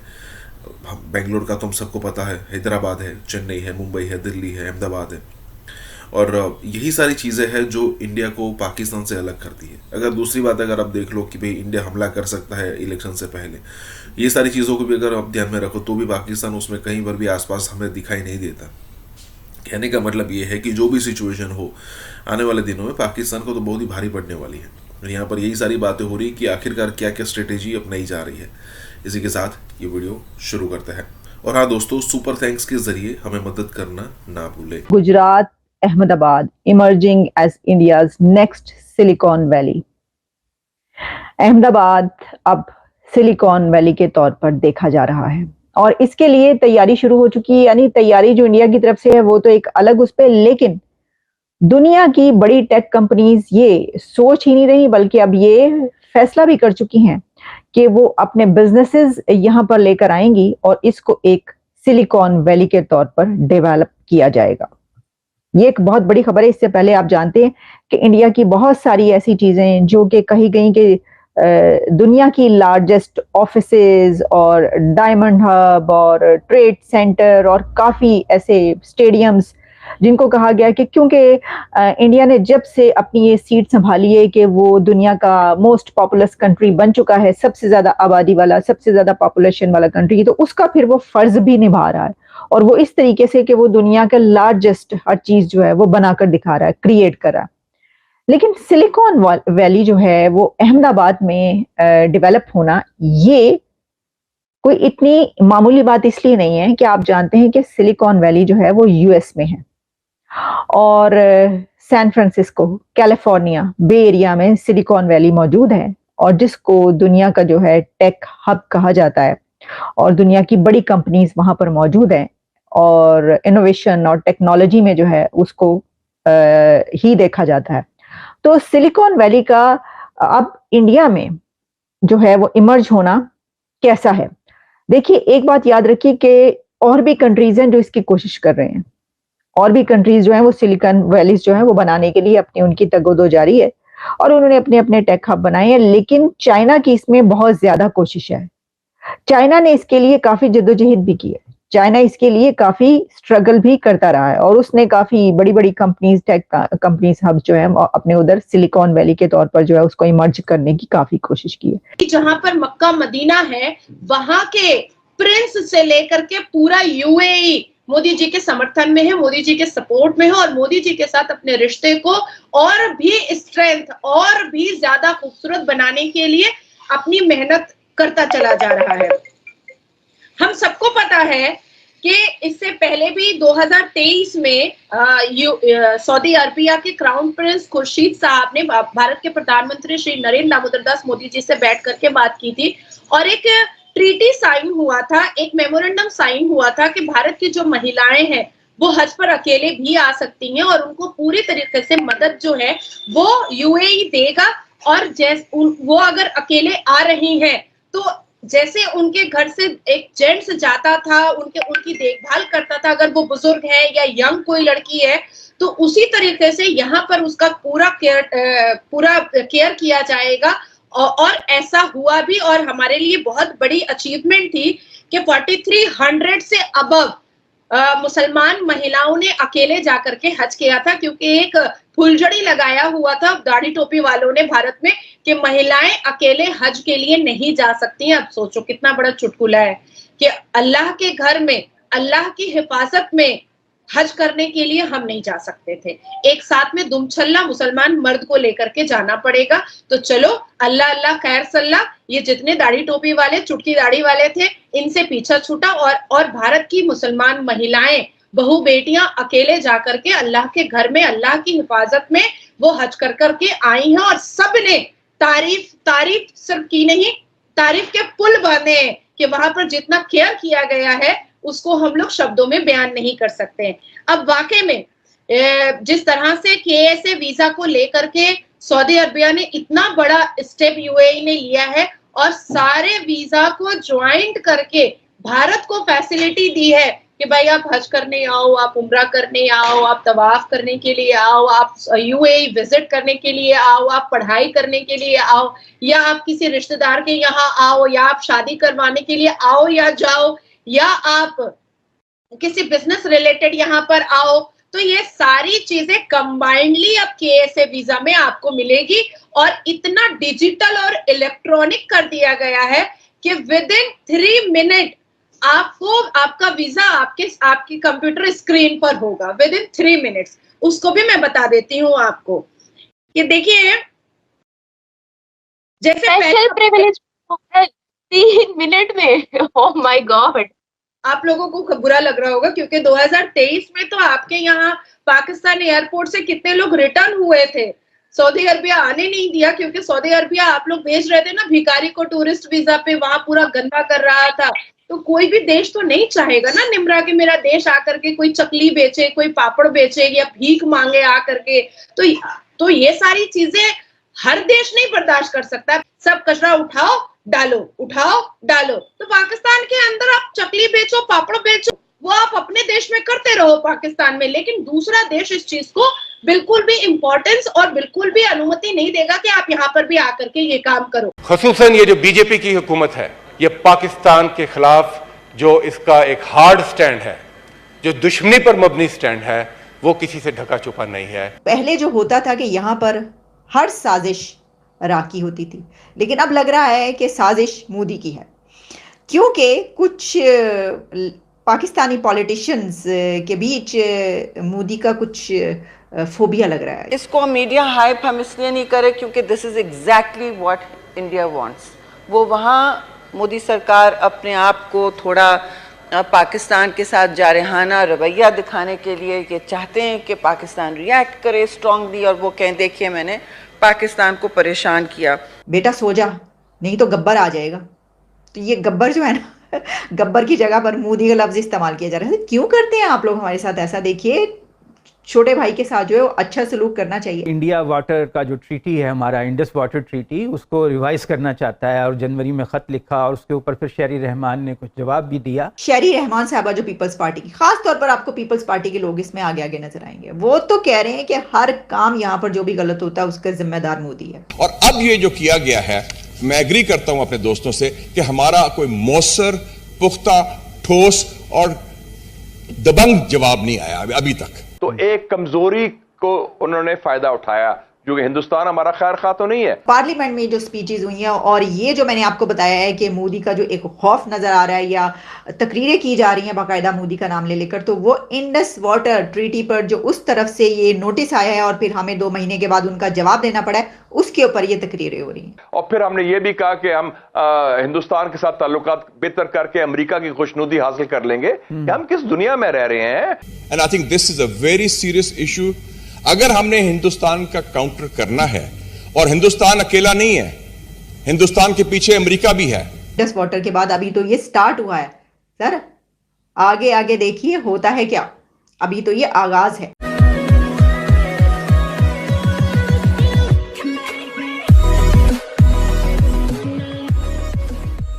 नमस्कार दोस्तों, पहला होता है कि जब आपके कंट्री का इम्पैक्ट किसी दूसरे कंट्री पर पड़ता है तब होता यह है कि वहाँ की आम जनता बात करती है इसके बारे में। फिर ये होता है कि भाई वहाँ के मीडिया संस्थान जो है वो आपके मतलब कि आपके या फिर फेवर में या फिर कहीं के अपोज में, खास करके अपोज में होता है, बात करना शुरू करते हैं। फिर होता है इंटेलेक्चुअल बात करना शुरू करते हैं। और जब आपके कंट्री की दूसरे कंट्री के पार्लियामेंट में जब आपका डिस्कस हो जाए ना, तब आपको समझना चाहिए कि भाई ये लोग आपको बहुत सीरियसली ले रहे हैं। मतलब तभी जाकर पार्लियामेंट में डिस्कस होता है। पाकिस्तान की पार्लियामेंट में इंडिया को लेकर कई बार डिस्कस हो चुका है, लेकिन खास करके जब बीजेपी की बात होती है ना, तब माहौल अलग होता है। जो उनका कहना ये है पाकिस्तानियों का कि भाई बीजेपी जो है वो पूरी तरीके से यहाँ पर एंटी पाकिस्तान या फिर कहीं पाकिस्तान बैशिंग पर ही चल रही है, और अगर उसको एक मौका मिला ना तो वो लगा देगी हमें। और यहाँ पर दूसरी बात तो ये भी हो रही है कि भाई पहले रॉ को हम टारगेट किया करते थे, आज सारे का सारा जो इल्ज़ाम है वो हम मोदी पर डाल दिया करते हैं। इसी के साथ ये वीडियो शुरू करते हैं। और हाँ दोस्तों, सुपर थैंक्स के जरिए हमें मदद करना ना भूलें। सर मैं आपके सामने खबर रखे देती हूँ। तो पहले जो होता था कि यहाँ पर हर साजिश राकी होती थी, लेकिन अब लग रहा है कि साजिश मोदी की है, क्योंकि कुछ पाकिस्तानी पॉलिटिशियंस के बीच मोदी का कुछ फोबिया लग रहा है, यानी ये कि बहुत बात की जा रही है और इल्ज़ामात लगाए जा रहे हैं। और ये बात की जा रही है कि देखिए जो पाकिस्तान के खिलाफ साजिश हो रही है ना, ये तो इंडिया के प्राइम मिनिस्टर की साजिश है। सोच ये हो क्या रहा है। वो कहते हैं ना कि वो बेटा सो जा नहीं तो गब्बर आ जाएगा। तो ये गब्बर जो है ना, गब्बर की जगह पर मोदी का लफ्ज़ इस्तेमाल किया जा रहा है। क्यों करते हैं आप लोग हमारे साथ ऐसा? देखिए छोटे भाई के साथ जो है वो अच्छा सलूक करना चाहिए। मैं आपके सामने दो खबरें रखूंगी और दोनों खबरें हमें बताती हैं कि हम कहाँ पर हैं, ये रीजन इस वक्त कहाँ पर है, और दूसरी खबर आपको बताएगी कि वो कहाँ पर है। सर अच्छा देखिए, पहली खबर तो मैंने आपको बताई थी कि शहरी रहमान साहबा जो पीपल्स पार्टी की, खास तौर पर आपको पीपल्स पार्टी के लोग इसमें आगे आगे नजर आएंगे, वो तो कह रहे हैं कि हर काम यहाँ पर जो भी गलत होता है उसका जिम्मेदार मोदी है। आपको पहले भी हम बता चुके हैं, वो जो हमारी हिना रब्बानी खर साहिबा है, उन्होंने जो कुछ कहा एक्सटर्नल अफेयर्स मिनिस्टर के जवाब में, उन्होंने कहा ऑब्सेस्ड है जनाब। तो यहाँ पर अब तो बात एक्सटर्नल अफेयर्स से आगे निकलकर प्राइम मिनिस्टर तक पहुंच चुकी है। शहरी रहमान ने वो धड़ाके की तकरीर की है पार्लियामेंट में, सिर्फ शहरी रहमान नहीं और भी लोगों ने। मैं आपको ऐसा करती हूँ, कुछ भी बताए बिना ना, मैं खुद आपको जो बताती हूँ तो बाद में बताती हूँ, लेकिन आप पहले जरा ये स्पीच सुन लें। हिंदुस्तान ने जो 25 जनवरी 2023 को नोटिस दिया, उसका कॉन्टेक्स्ट ये है कि उन्होंने देखा कि पाकिस्तान के अंदर एक कमजोरी है, पाकिस्तान के अंदर एक स्ट्रेटेजिक क्लैरिटी नहीं है और उसको हम एक्सप्लॉइट करें। क्योंकि 2022 का सारा साल हमने सियासी चपकलिश और कौन बनेगा चीफ पर जाया किया, और इसलिए शुरू में उन्होंने इंडिया ने यह किया। And sir, there is a context also. There is a hat trick of hatred from India's side in the last 2-3 years under Mr. Modi. उन्होंने पुलवामा का किया 26 फरवरी को, first attack on Pakistan, Balakot after 71। दूसरा हुआ 5 अगस्त 2019 को मकबूजा कश्मीर पर एनेक्सेशन की, और जिसका मैंने नोट किया, और हमारे दोस्त बैठे हैं जो इस वक्त गवर्नमेंट में थे उस वक्त, कि उस वक्त की हुकूमत भी और उस वक्त की मिलिट्री एस्टैब्लिशमेंट ने भी I think strategic clarity show नहीं की। ट्वीट भी किया कि मोदी आएगा तो शायद हालात बेहतर होंगे, और वो दूसरे हमारे जो थे उस वक्त की फौजी एस्टैब्लिशमेंट वो भी ढीली पड़ गई कि नहीं हिंदुस्तान से बात करो। हिंदुस्तान ने ऑफर किया सीज फायर, और सीज फायर इसलिए ऑफर किया मिस्टर चेयरमैन, चाइना की वजह से। उनको खौफ हुआ 2 फ्रंट सिचुएशन का कि चीन और पाकिस्तान मिलके हमारे खिलाफ ना कोई महाज बन जाए। उन्होंने ये भेजा और हमें गलतफहमी हुई कि हम उनसे कुछ कर सकते हैं नेगोशिएट, और आपको याद होगा कि कहा गया कि अब कश्मीर पर भी बात होगी, सारा होगा। So we did not have strategic clarity on India. और अब ये जो किया गया है, मैं एग्री करता हूं अपने दोस्तों से कि हमारा कोई मौसर, पुख्ता, ठोस और दबंग जवाब नहीं आया अभी तक, अभी तैयारी नहीं हुई। और उसकी वजह क्या है sir? Because we are too busy fighting among ourselves, and I think this is a very serious issue. अगर हमने हिंदुस्तान का काउंटर करना है, और हिंदुस्तान अकेला नहीं है, हिंदुस्तान के पीछे अमेरिका भी है, they are also giving this. They want India to become the so-called power to counter China. तो उस हवाले से मैं समझता हूं कि 2-3 स्टेप्स हमें खुद लेने पड़ेंगे। पाकिस्तान के अंदर the most important thing is national unity. हम मोदी को तो ऑफर कर रहे हैं डायलॉग, मोदी को हमने कहा dialogue, why don't we have dialogue with among ourselves? Panic इस खत के हवाले से नहीं होना चाहिए, वो इसलिए कि हिंदुस्तान कुछ इसमें कर नहीं सकता जी। इस लेटर के हवाले से, वैसे तो फिर बहुत सारी बातें हो सकती हैं, मैं इस लेटर के हवाले से और इंडस वाटर ट्रीटी के हवाले से बात करूंगी। एक तो दोनों फरीक जब तक अग्री नहीं करें, दोनों ममालिक जब तक हामी ना भरें, इस ट्रीटी में रद्दोबदल नहीं हो सकता। वो इस वक्त रद्दोबदल की पहली हिंट दे रहे हैं। उन्होंने ये कहीं नहीं कहा है कि पाकिस्तान ने किस तरह इसकी वायलेशन, कहाँ वायलेशन है। There is no clarity, there is complete vagueness, and we feel that it is deliberately done to excite a domestic audience के जी हम पाकिस्तान के अब कुछ नहीं रह गया तो पानी पर ही शुरू हो जाएं। पर इसको मीडिया हाइप हम इसलिए नहीं करें क्योंकि this is exactly what India wants. वो वहाँ मोदी सरकार अपने आप को थोड़ा पाकिस्तान के साथ जारहाना रवैया दिखाने के लिए ये चाहते हैं कि पाकिस्तान रिएक्ट करे स्ट्रांगली, और वो कहें देखिए मैंने पाकिस्तान को परेशान किया। पाकिस्तान हिंदुस्तान के इन एक्शन से बिल्कुल परेशान नहीं है जी। सर बात ये कि ये जो अब आपको पता चला कि किस चीज़ पे ये उधम मच चुका है। मैंने आपको कहा था कि ये जो इंडस वाटर है ये सिंध तास मुआहिदा, इसके ऊपर ये मामला उठेगा ही उठेगा। ये हंगामा हो रहा है और पार्लियामेंट में जो स्पीचेस हुई हैं और ये जो मैंने आपको बताया है कि मोदी का जो एक खौफ नज़र आ रहा है या तकरीरें की जा रही हैं बाकायदा मोदी का नाम ले लेकर, तो वो इंडस वाटर ट्रीटी पर जो उस तरफ से ये नोटिस आया है और फिर हमें 2 महीने के बाद उनका जवाब देना पड़ा है, उसके ऊपर ये तकरीरें हो रही हैं। उन्होंने कहा ये जो हो रहा है ना, आपने सुन लिया शहरी रहमान ने क्या कहा। उन्होंने कहा ये इलेक्शन है तो इस बिना पर आप देख लीजिए कि क्या हो रहा है। अच्छा देखिए, हम जो है ना छोटा भाई है, छोटा भाई जो होता है वो छोटा मुल्क जो होता है, जो गरीब मुल्क होता है, जो कि यानी कशकोल लेके पूरी दुनिया में मांग रहा होता है, उसको हर चीज़ की आज़ादी होती है। अगर यहाँ पर शेख रशीद जैसा कोई मिनिस्टर उठ के ये कहता है कि पाव पाव भर के जो बम है वो हम उठा के मारेंगे, इट्स ओके ना, हम छोटे हैं, हमें इसकी इजाज़त है, कोई मसला नहीं है। अगर हम दूसरी तरफ के प्राइम मिनिस्टर को बुजर ऑफ गुजरात और इस तरह के अल्फाज से, तो देखें जिद्दी बच्चा जो है इस तरह की हरकतें तो करता रहता है ना, अब वो क्या करे। और ना ताकत है, ना पैसा है, ना तरक्की है, ना एजुकेशन है, ना फॉरेन पॉलिसी जो है वो देख ही रहे हैं आप क्या कमाल की है। तो फिर हम क्या करें? पापा भर के बम की बात ना करें तो क्या करें? दूसरों को बुरी गालियां ना करें तो क्या करें? ये तो है। तो सोचना चाहिए कुछ आप लोगों को, और मैं तो कहती हूँ कि जो बॉर्डर के उस तरफ है उनको सोचना चाहिए, ना करें इस तरह। क्यों डरा के मारेंगे क्या बच्चों को? इसके अलावा 57 अदर कंट्रीज में भी भारतीयों के लिए वीजा फ्री एंट्री है। नाज़रीन, फाइनली वो कहते हैं कि कुफर टूटा खुदा खुदा करके। क्रिकेट के मैदानों से बिल आखिर तमाम पाकिस्तानियों के लिए अच्छी खुशी की खबर तो आ गई है, मगर हमें जहाँ पे हम जाएं हमें तो सबसे पहले कपड़े उतरवाते हैं, हमारे प्राइम मिनिस्टर को लाइन में खड़ा करते हैं और फिर जाके, मतलब इतनी फर्क कहाँ पे आ गया। खुद जर्मनी गया हूँ, पासपोर्ट यूं उठा के फेंकते हैं। इंडिया का पासपोर्ट वो चूमते हैं, हमारा पासपोर्ट से हमारी कोई कदर नहीं है। क्यों इंडिया का क्यों चूमते, हमारा क्यों फेंकते? हमारा क्या, हम बेईमान है। जब मैं इस्लामी मुल्कों में जाता हूँ वहाँ इस्लाम नहीं नजर आया कभी।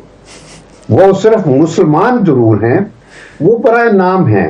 थाईलैंड एक टूरिस्ट प्लेस है, लेकिन इसके बावजूद ऐसा नहीं है कि वो सबके लिए वीजा फ्री कर दें, नहीं। इंडिया वालों की वैल्यू है। मैं जब ईरान में गया हूँ, होटल वाला ने मुझसे पूछा है कि भाई कहाँ से आए, मैंने कहा पाकिस्तान से। उन्होंने कहा no Pakistan India I love. मुझे बहुत बुरा लगा है। ठीक है, ईरान इस्लामिक कंट्री है, लेकिन मुझे बहुत बुरा लगा। हमारे पास जो यूट्यूब चैनल है उसकी जो 51% जो शेयर होल्डर्स हैं वो इंडियंस हैं, क्योंकि वो ज़्यादा से ज़्यादा नॉलेज पूरे वर्ल्ड के साथ शेयर करते हैं। याद रहे कि हम ये 1.5 के लिए IMF के तरले फिरले करते फिर रहे हैं, हमारे लिए बहुत बड़ा इस सूरत हाल में फिगर है। हमारे लिए तो पहले भी पाकिस्तान जिस मुल्क में जाते थे हमारे बंदे, जब चेकिंग करते हैं, जैसे पाकिस्तानी पासपोर्ट आता है तो साइड पे खड़ा कर देते हैं कि ले अभी तो साइड से खुलवाए तो भाई चेक कराएंगे इसी तरह। यानी कि उनके दिल में सारी ज़िंदगी शक रहेगा कि पाकिस्तान जो है ना, ये पता नहीं ये कोई मुल्क में कोई अफरा तफरी फैला रहा है और कुछ।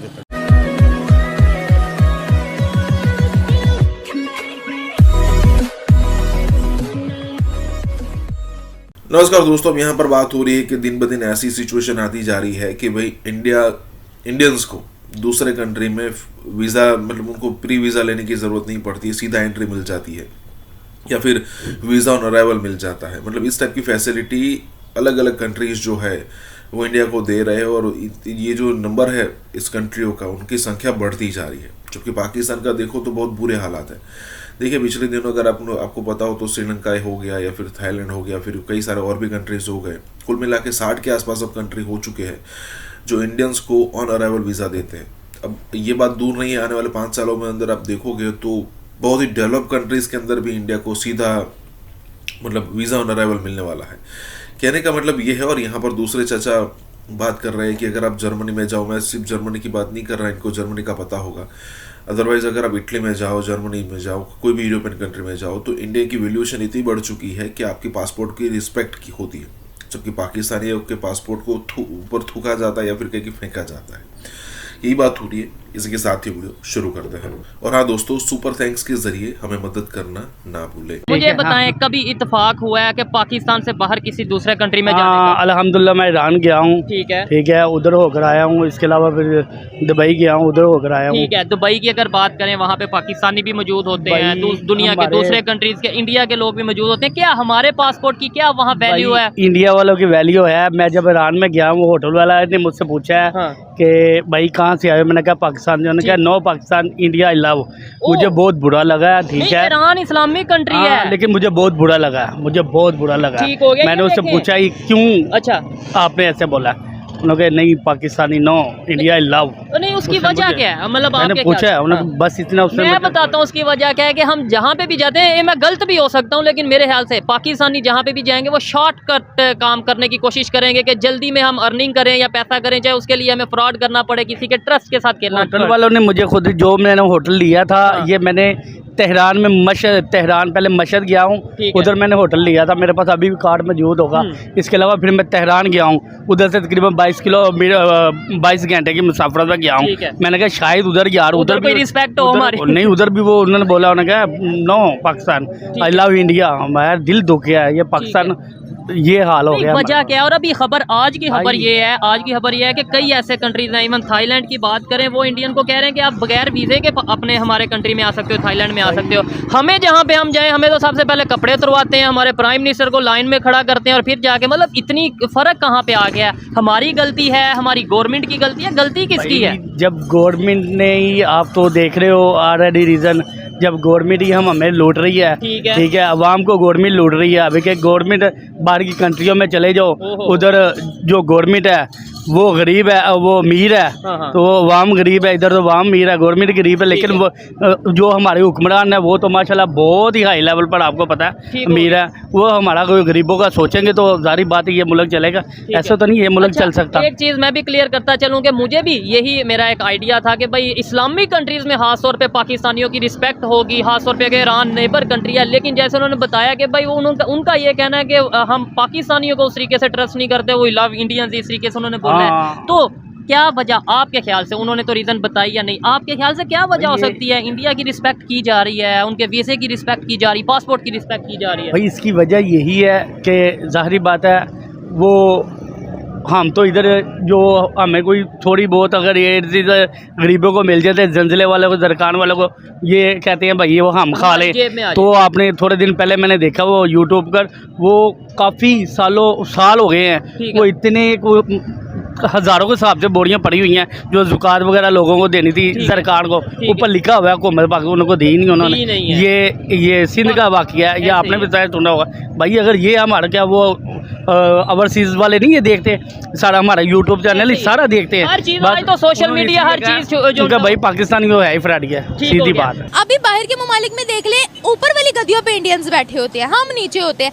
इंडियंस से मैं आपको बताऊं कि दुनिया के 57 कंट्रीज ने उनको वीज़ा फ्री आने की एंट्री तो दी हुई थी, अब उसमें श्रीलंका ने भी अपना हाथ डाल लिया है, थाईलैंड ने भी डाल दिया है। ये सारे ममालिक वीज़ा के बगैर एंट्री देंगे, सिर्फ इंडियन पासपोर्ट देखेंगे और उनकी एंट्री हो जाएगी। तो ऐसा क्यों?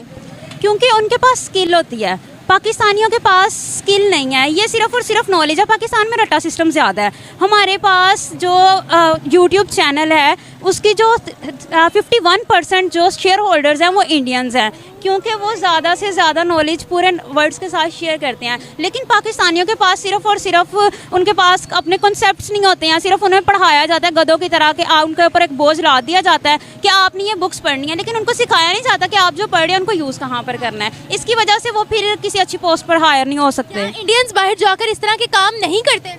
उनको वो काम करते हैं, डेफिनेटली हमारे और इंडिया में कुछ ज़्यादा डिफरेंस नहीं है, लेकिन वो ज़्यादा मेहनत करते हैं। हम चोरी डकैती को ज़्यादा प्रेफरेंस, इकोनॉमी 5वें नंबर पर है, हमारे 50वें नंबर पे भी नहीं है। जी बिल्कुल, इसी वजह से, क्योंकि वहाँ पर लोग मेहनत करते हैं, ऑनलाइन सोर्सिंग बहुत ज़्यादा करते हैं। उनको कोई भी काम मिलता है, छोटे से छोटा काम भी मिलता है ना, तो वो उसको बड़ी मेहनत से करते हैं और उसमें करप्शन नहीं करते। उनको जितने की चीज़ मिलती है वो मैक्सिमम उस पर 2 to 3 रुपीज़ प्रॉफिट निकालते हैं। अब हमारे पास कोई भी चीज़ आती है उस पर 50+ हमारे पास टैक्स पे करना पड़ता है, जिसकी वजह से पाकिस्तान की इकनॉमी दिन ब दिन कम होती जा रही है। बहुत नॉलेज है माशाल्लाह, ये पाकिस्तान की लड़की है जो इतना अच्छा माशाल्लाह से एक्सप्लेन करी है। मैं आपसे यहाँ पर ये जानना चाहूँगी कि बाहर कोई देख लेता है पाकिस्तानी पासपोर्ट है तो स्पेशल चेकिंग होती है, इंडिया का पासपोर्ट कोई देखता है तो उनकी चेकिंग की जरूरत नहीं होती, जाए भाई आप, ऐसे होता है। ऐसे क्यों? पाकिस्तानी जो होते हैं ना बहुत ज़्यादा लालची होते हैं, इनको जहाँ पर भी ज़्यादा रिसोर्सेज नज़र आते हैं ना चाहते हैं कि बस इनके पास ही हों। एज अ पाकिस्तानी मैंने खुद इस चीज़ को फील किया और बहुत दफ़ा मतलब इन चीज़ों को फेस करना पड़ता है। लास्ट टाइम एक जगह मेरा विजिट हुआ था और वहाँ पर मतलब ना पैसेंजर्स वेट कर रहे थे और सऊदी अरब के पर्सन थे, उम्रा का एक्चुअली फ़्लाइट का वेट हो रहा था, तो उन्होंने जैसे कोई भी चीज़ तबरुक वगैरह हम कह लेते हैं, उन्होंने वो सब में तकसीम करना था, तो वो सबके आगे शॉपर्स जो हैंड बैग्स थे वो प्रोवाइड कर रहे थे और सब ने एक एक जितनी उनको ज़रूरत थी उन्होंने उतना उतना निकाला। एक पाकिस्तानी बुजुर्ग वहाँ पर थे और उन्होंने क्या किया है कि वो खा भी नहीं सकते मतलब वो उन चीज़ों को, कैंडीज़ वगैरह को, उन्होंने जितना उनके हाथ में आया उन्होंने फुल वो मतलब पकड़ के कोई 6 to 7 पैकेट्स पकड़ लिए हैं और वो सब जितने भी लोग इर्द गिर्द बैठे थे वो देख रहे थे और उन्होंने देख के ही पता लग सकता है कि ये पाकिस्तानी है, उनकी एक अलग आइडेंटिटी होती है, वो जहाँ मर्जी चले जाएं वो छुप नहीं सकते। अगर भारतीयों की बात करें मुझे इतना आइडिया नहीं है उनके रिलेटेड क्योंकि मेरी उनसे इतनी ज़्यादा इंटरेक्शन नहीं हुई है। इंटरेक्शन नहीं है, लेकिन आपको क्या लगता है उनकी ऐसी कौन सी चीज़ है जो उनको पूरी दुनिया में मशहूर करती है? उनका लॉयल्टी वर्क और वो जिस तरह से अपने काम को लेकर सिंसियर होते हैं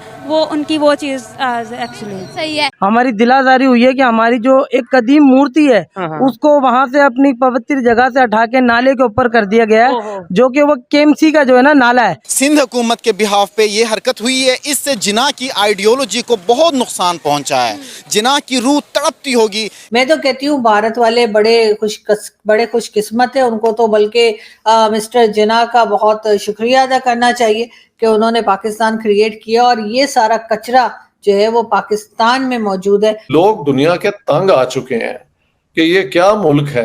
मंदिर वहां पे है तो उसको कल्चरल हेरिटेज के तौर पे हमें संभाल के रखना चाहिए, न कि डिमोलिश करना चाहिए। अगर वो बोसीदा हालत में है तो उसको रेनोवेट करें। जो हमारे बेचारे पाकिस्तान के हिंदू हैं उनकी बेचारों की कोई सुनने वाला नहीं है। ये देखें सिंध के किस एरिया में, और जो इंडिया की तरफ मिलता है और जुल्म इतना है कि ये इंडिया नहीं जा सकते। अगर सोचिए अगर इस किस्म के लोग, इस किस्म के जुनूनी, इस किस्म के पागल, इस किस्म के जाहिल लोग अगर हिंदुस्तान का हिस्सा होते तो क्या आज हिंदुस्तान जो है वो चांद पे सैटेलाइट भेज रहा होता? ताजमहल को क्यों नहीं उड़ा दिया इन्होंने? क्या वो बोसीदा नहीं हुआ? क्या वो रेनोवेट नहीं कर रहे हैं? लूट मार के नाम पे ये मुल्क बना था। 47 में इन्होंने हिंदुओं को, बसे हुए हिंदुओं के उनके घर लूटे, उनकी बिजनेसेस लूटी हैं, उन्हें कत्ल किया। प्लीज इंडिया को तो चाहिए कि कम से कम इन गरीबों को तो ले जाओ यार। हम किसी सिख को, किसी क्रिश्चियन को या किसी हिंदू को सेफ राइट पाथ नहीं देंगे पाकिस्तान के अंदर, तो ये भी मत सोचें कि आप इंडिया में मुसलमान नहीं है। हम यहाँ 10 को हम कत्ल करेंगे, वहाँ वो 100 को करेंगे। इस यहाँ पे क्या इंडिया में बदला लें, वो एक मस्जिद गिरा दें? आई डोंट थिंक इंडिया में ये हो सकता है।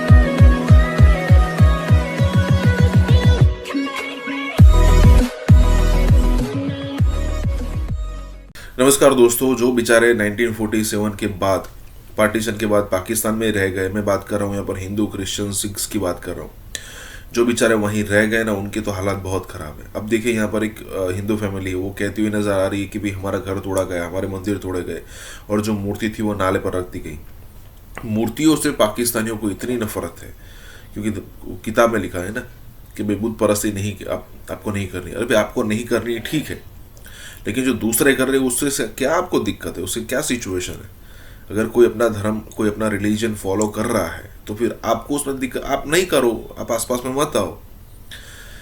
लेकिन वो सिचुएशन यहाँ पर नहीं होगी और इसी को लेकर हम, नो डाउट पाकिस्तान के अंदर रहने वाले हिंदू, सिख्स, क्रिश्चियंस जो माइनॉरिटीज़ है उनके लिए दिक्कत है, लेकिन पाकिस्तान बनना एक अच्छी बात है इंडिया के लिए। क्योंकि देखिए अगर ये पार्टीशन नहीं होता ना तो 20-22 करोड़ 25 करोड़ आज का पाकिस्तान की पॉपुलेशन और 16-18 करोड़ बांग्लादेश की पॉपुलेशन, ये कुल मिलाकर 40 से 42 करोड़ इंडिया में ही होते। सोचिए क्या हालत होती। इसी के साथ ही वीडियो शुरू करते हैं। और हाँ दोस्तों, सुपर थैंक्स के जरिए हमें मदद करना ना भूलें। जैसा कि आपको पता है ये मियाँ मिठू नाम का एक पीर बाबा एक घटिया इंसान है जिसको पाकिस्तान की हुकूमत भी सपोर्ट करती रहती है, जिसने हजारों हिंदू लड़कियों को जब उठाई जाती हैं, अगवा की जाती हैं, तो इसके पास ले जाकर ये उनको पहले कलमा पढ़वाता है और फिर उनका निकाह करवाता है। तो मियाँ मिठू ने इस सीमा हैदर के इशू के ऊपर एक वेल्ड थ्रेट दिया कि पाकिस्तान में जो हिंदू हैं उनको फिर कोई नहीं बचा सकेगा अगर सीमा को वापस नहीं किया गया। यानी ये कह रहे प्लॉजिबल डिनाबिलिटी यूज करके कह रहा है, मैं नहीं कह रहा, लेकिन इसका ब्लो बैक तो आएगा। तो ये वीडियो सिंधी में है इसलिए मुझे पूरी समझ नहीं है, लेकिन इसलिए मुझे किसी ने इसकी रफली ट्रांसलेशन करके भेजी थी। तो मोर और लेस वो यही कह रहा है कि मैं क्या कर सकता हूं, अब तो देखें जी पाकिस्तान में हिंदू मारे जाएंगे। लश्कर जंगवी तो चले एक बैंड जमात है, लेकिन ये बंदा खुल के इस तरह के बयानात दे रहा है, डॉग विस्लिंग कर रहा है। यूके की हुकूमत ने इसके ऊपर सैंक्शंस लगाई हैं क्योंकि पूरी दुनिया को पता है कि ये लड़कियों को उठवाता है, उनको जबरदस्ती ब्लैकमेल करके उनसे इस्लाम कबूल करवाता है। पाकिस्तान में जब एंटी फोर्स कन्वर्जन बिल लाने की पाकिस्तान की हुकूमत ने कोशिश की तो इसकी मुखालफत इसने की और लोगों को उठाया। तो पाकिस्तान क्या इमरान खान को उठा के, इन्होंने इमरान खान के यूथियों को उठा के सबको अंदर कर दिया, तो क्या पाकिस्तान की हुकूमत या फौज हमारी बहादुर बावकार गयूर फौज क्या इसको मियां मिठू को पट्टा नहीं डाल सकती? बिल्कुल डाल सकती है। इस तरह के कुत्ते बिल्ले इन्होंने पाले हुए होते हैं, जान के लेवरेज के तौर पे इसको यूज करते हैं। और अगर आपने लेवरेज के लिए यूज करना है तो किसी और को यूज कर लो जो एक्सपोज हो चुका है पूरी दुनिया के सामने। और फिर ये लोग कहते हैं कि हमें वेस्ट से IMF ब्लैकमेल करती है, FATF की है। इसने ये डॉग विस्लिंग की और एज अ रिजल्ट देखें कि ये जमघटे लोग क्या कह रहे हैं। हमारा अपील है, जखरानी कबीले वाला है, हमारा लड़की इधर से गया है, तुम्हारा पाकिस्तान से गया इंडिया में, दिल्ली में गया, ये बात समझ लो।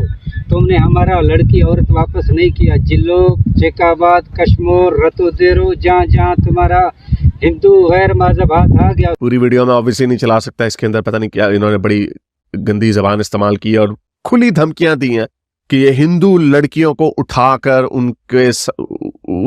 उनकी इस्मत दरी करेंगे। और ठीक है, इन डाकुओं ने तो अपने मुंह छुपाए हुए हैं, लेकिन मियां मिठू जो इस तरह की सोच को हवा दे रहा है उसको कब उठाया जाएगा? पाकिस्तान की हुकूमत उसको नहीं उठाएगी क्योंकि ये उन्हीं का पाला हुआ कुत्ता है। मैं ठीक, अल्हम्दुलिल्लाह। सर, आप तक खबर पहुंची होगी कि सुबह सिंध में 150 साल पुराने मंदिर को डिमोलिश कर दिया गया और उसके पीछे जो पर्पस नज़र आ रहा है कि वहाँ पे कमर्शियल प्लाजा बनना है, शॉपिंग मॉल बनना है, जिसकी वजह से 150 साल पुराने मंदिर को डिमोलिश कर दिया गया है। क्या कहेंगे, हमारी अखलाकियात क्या हमें इस चीज़ की इजाज़त देती है? सबसे पहले अहम तो ये है कि जिन्ना ने 1947 में कहा था कि you are free to go to your churches, mosque and temples. इसका मतलब ये है कि पाकिस्तान के अंदर आपके लिए ये डिफरेंस नहीं होना चाहिए कि ये कौन सी माइनॉरिटी कम्युनिटी से है, ये कौन सी स्कूल ऑफ थॉट से है, ये कौन से रिलीजन से है, क्योंकि पाकिस्तान बना है हर एक के साथ इक्वल इंसाफ करने के लिए। तो नंबर 1 ये है कि जिस तरह से सिंध हुकूमत के बिहाफ पे ये हरकत हुई है, इससे जिना की आइडियोलॉजी को बहुत नुकसान पहुंचा है। जिना की रूह तड़पती होगी कि जो हम जिना कह कर गए थे उस पर हमने अमल करने की बिल्कुल भी कोशिश नहीं की। तो सबसे पहले ये कि अगर 150 साल पुराना मंदिर वहाँ पे है तो उसको कल्चरल हेरिटेज के तौर पे हमें संभाल के रखना चाहिए, न कि डिमोलिश करना चाहिए। अगर वो बोसीदा हालत में है तो उसको रेनोवेट करें। अगर आप नहीं कर सकते, किसी आप NGO को कहे वो रेनोवेट करें। ऑलरेडी हम बादशाही मस्जिद को, उसके साथ ये शाही हमाम को रेनोवेट कर सकते हैं, तो why not a church over there? तो चर्च को रेनोवेट करें ताकि आपके पास पाकिस्तान के अंदर जिना की जो आइडियोलॉजी है, जिसके अंदर you are free to go to your temple, churches and mosque, उसको हम मेंटेन कर सके। हमें जिना की उस आइडियोलॉजी को जिंदा रखने की ज़रूरत है, रादर ये कि हम उसको डिमोलिश करें, डिनाई करें, ख़त्म करें। क्योंकि 150 साल पुराना मतलब आपके कल्चर का यह हिस्सा है। ताजमहल को क्यों नहीं उड़ा दिया इन्होंने? क्या वो बोसीदा नहीं हुआ? क्या वो रेनोवेट नहीं कर रहे हैं? एक इंडियन जो NGO है जो वो उसको भी रेनोवेट कर रहा है, वो अगर ये रिक्वेस्ट करते हैं उनसे वो ये भी कर सकते थे, लेकिन इन्होंने रेनोवेट करने की बजाय डिमोलिश किया। इंतहाई, मैं समझता हूँ कि इंतहाई बहुत गलत हरकत है जो कि नहीं करना चाहिए था हमें। लेकिन जो हमारे बेचारे पाकिस्तान के हिंदू हैं उनकी बेचारों की कोई सुनने वाला नहीं है। ये देखें सिंध के किस एरिया में, और जो इंडिया की तरफ मिलता है, और जुल्म इतना है कि ये इंडिया नहीं जा सकते। जब पार्टीशन हुई थी तो जिन लोगों ने ये पार्टीशन की थी उन लोगों को भी शर्म आनी चाहिए कि ये हिस्से इन्होंने पाकिस्तान में शामिल कर दिए, जबकि ये हिस्से प्रेडोमिनेंटली हिंदू थे और पाकिस्तान की रियासत अपनी माइनॉरिटीज को बचाने के लिए उनका तहफ़्फ़ुज़ करने में नाकाम हो चुकी है। पूरी बस्तियां, ये मौलवी जाते हैं, उनकी पूरी बस्तियों में सैकड़ों हिंदू जो हैं बेचारे अपने हथियार डाल देते हैं और कहते हैं चलें जी हम इस्लाम कबूल कर लेते हैं। तो ये सारे हिंदू भील कौम से तल्लक रखते हैं। ये 30 मर्द हैं, इनके 28 बच्चे हैं और 30 औरतें हैं। औरतें उस तरफ बैठी हैं, ये अल्हम्दुलिल्लाह मुसलमान हो रहे हैं। अभी मैं इनको कलमा पढ़ाऊंगा। इतना जुल्म हो रहा है तो इंडिया को चाहिए कि CAA जो एक बड़ा लिमिटेड किस्म का था, एक जिस तरह इसराइल ने एक पॉलिसी रखी है, क्योंकि इसराइल सिर्फ एक मुल्क ऐसा है जो यहूदियों के लिए है, सिर्फ एक मुल्क पूरी दुनिया में, इसलिए उन्होंने कहा कि पूरी दुनिया में अगर कहीं पे भी कोई यहूदी है जो पिस रहा है वो इसराइल में आ सकता है और इसराइल में आके रह सकता, सिटीजन बन सकता है। तो आई थिंक इतना बड़ा इंडिया है, पाकिस्तान के हिंदू कितने हैं, 4 मिलियन 5 मिलियन, कई हिंदू काउंसिल कहती है 8 मिलियन है, चलो 8 मिलियन है। आपके मुल्क की आबादी कितनी है, 1020 मिलियन है एटलीस्ट। तो प्लीज इंडिया को तो चाहिए कि कम से कम इन गरीबों को तो ले जाओ यार। और इतना बड़ा तमाचा है ये पाकिस्तान की रियासत के ऊपर कि ये पूरी दुनिया को इस्लामोफोबिया, मुसलमानों का जी कुरान हो गया, ये हो गया, उसके ऊपर रोना धोना, सारा वक्त रोते धोते रहते हैं, पूरी दुनिया में जाके गंद मचाते हैं, लेकिन अपने मुल्कों में क्या करते हैं। पाकिस्तान ने फिर $3 अरब की सऊदी अरब को रिक्वेस्ट डाल दी है। $3 बिलियन मांग रहे हैं सऊदी अरेबिया से, और अभी अपना फर्स्ट ट्रिप हमारे सैयद साहब लेकर जाएंगे, आसिम मुनीर साहब, और पहले ट्रिप में ही पैसा मांगना पड़ जाएगा उनको। 3.5 से लेकर $4 बिलियन भट्टी साहब मांगे जा रहे हैं। अल्लाह खैर करे। आपको पता है आज दुनिया में ऑयल की प्राइस 77 गिर गया, ऑयल उसकी वजह $77 फी बैरल हो गया है। कल टीटीपी वाले आपके एक फौजी का गला काट कर ले गए, आए हैं, गर्दन काटी है और साथ ही ले गए। मैं जब भारत की आज खबर सुन रहा हूं, और ना सिर्फ वहां से तेल ले रहे हैं, उन्होंने फर्टिलाइजर भी लेना शुरू कर दिया रशिया से। अब उनकी प्रोडक्ट और सस्ती होंगी, सब्जियां वगैरह चीजें क्योंकि सस्ती ले रहे हैं वो। और हम कह रहे रशियन ऑयल आएगा, और मैं बार बार पूछ रहा हूँ कि वो ऑयल का करना क्या है, वो तो आप इस्तेमाल नहीं कर सकते, ना फैक्ट्रीज में ना गाड़ियों में। रिफाइनरीज के लिए इंफ्रास्ट्रक्चर नहीं है। उस तेल को आप खाना पकाने के लिए इस्तेमाल करेंगे, सर के बालों में डालेंगे, उससे आप लोगों की मालिश करेंगे। एक ऐसी खिचड़ी है, इसको मैं कौम तो नहीं कहता, 25 करोड़ लुटेरों का एक ग्रुप है, कौम तो मैं अब नहीं कहूंगा, I'm sorry। इस दौर में लगड़ बगड़ है, कोई किसी के कैंप में बैठा है, कोई किसी के कैंप में बैठा है, कोई एक को डिफेंड कर रहा है, पिलाट ले रहा है, कोई मरात ले रहा है। चाइना की तरफ से इतराज आ गया कि भाईजान एक मिनट, आपने जो कमर्शियल कर्जे लिए हुए हमसे, हमारे बैंकों से, तो ये क्या टोपी आप करा रहे हैं? तो बैंक ऑफ चाइना का खत भी आ गया। आज इंडिया में ये खबर चल रही है कि जो टाटा है वो चिप प्रोडक्शन में एंटर हो रहा है, और वो $90 बिलियन अगले 5 सालों में लगा रहा है। जब ये कश्मीर का सारा 89 से इन्होंने शुरू किया, तो उस वक्त भी लोग मौजूद थे ना, जो ये कह रहे थे कि ये कश्मीर आपके बस की बात नहीं है, इंडिया से आप नहीं लड़ सकते, अपने मुल्क की खुशहाली की बात करें।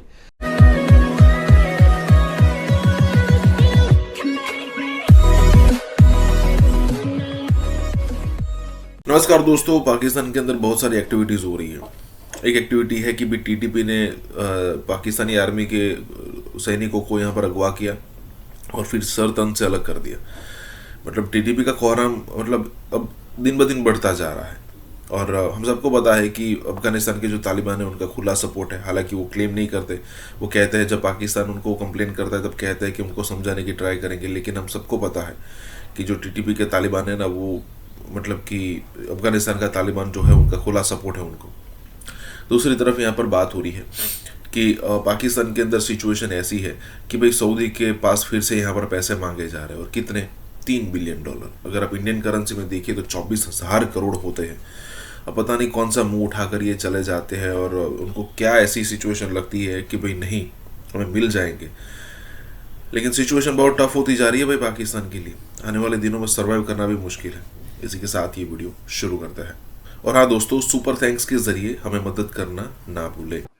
कल स्टेट डिपार्टमेंट के अंदर हमारे ARY के जर्नलिस्ट हैं जहाजेब, उन्होंने क्वेश्चन किया है नेट प्राइस से, टीटीपी के हवाले से, अफगानिस्तान के हवाले से, क्योंकि कल टीटीपी वाले आपके एक फौजी का गला काट कर ले गए, आए हैं, गर्दन काटी है और साथ ही ले गए अफगानिस्तान। तो उनसे जब क्वेश्चन किया गया कि अब तालिबान क्या कर रहे हैं, तो उन्होंने फरमाया है कि ना सिर्फ ये अब ये कर रहे हैं, इससे पहले भी ये दोहा एग्रीमेंट की वायलेशन कर रहे हैं। अब उसमें से आपकी लंदन की प्रॉपर्टियां कैसे बनेंगी? उन्होंने कहा जी हम पाकिस्तान के साथ उन्हें ये नहीं करने देंगे।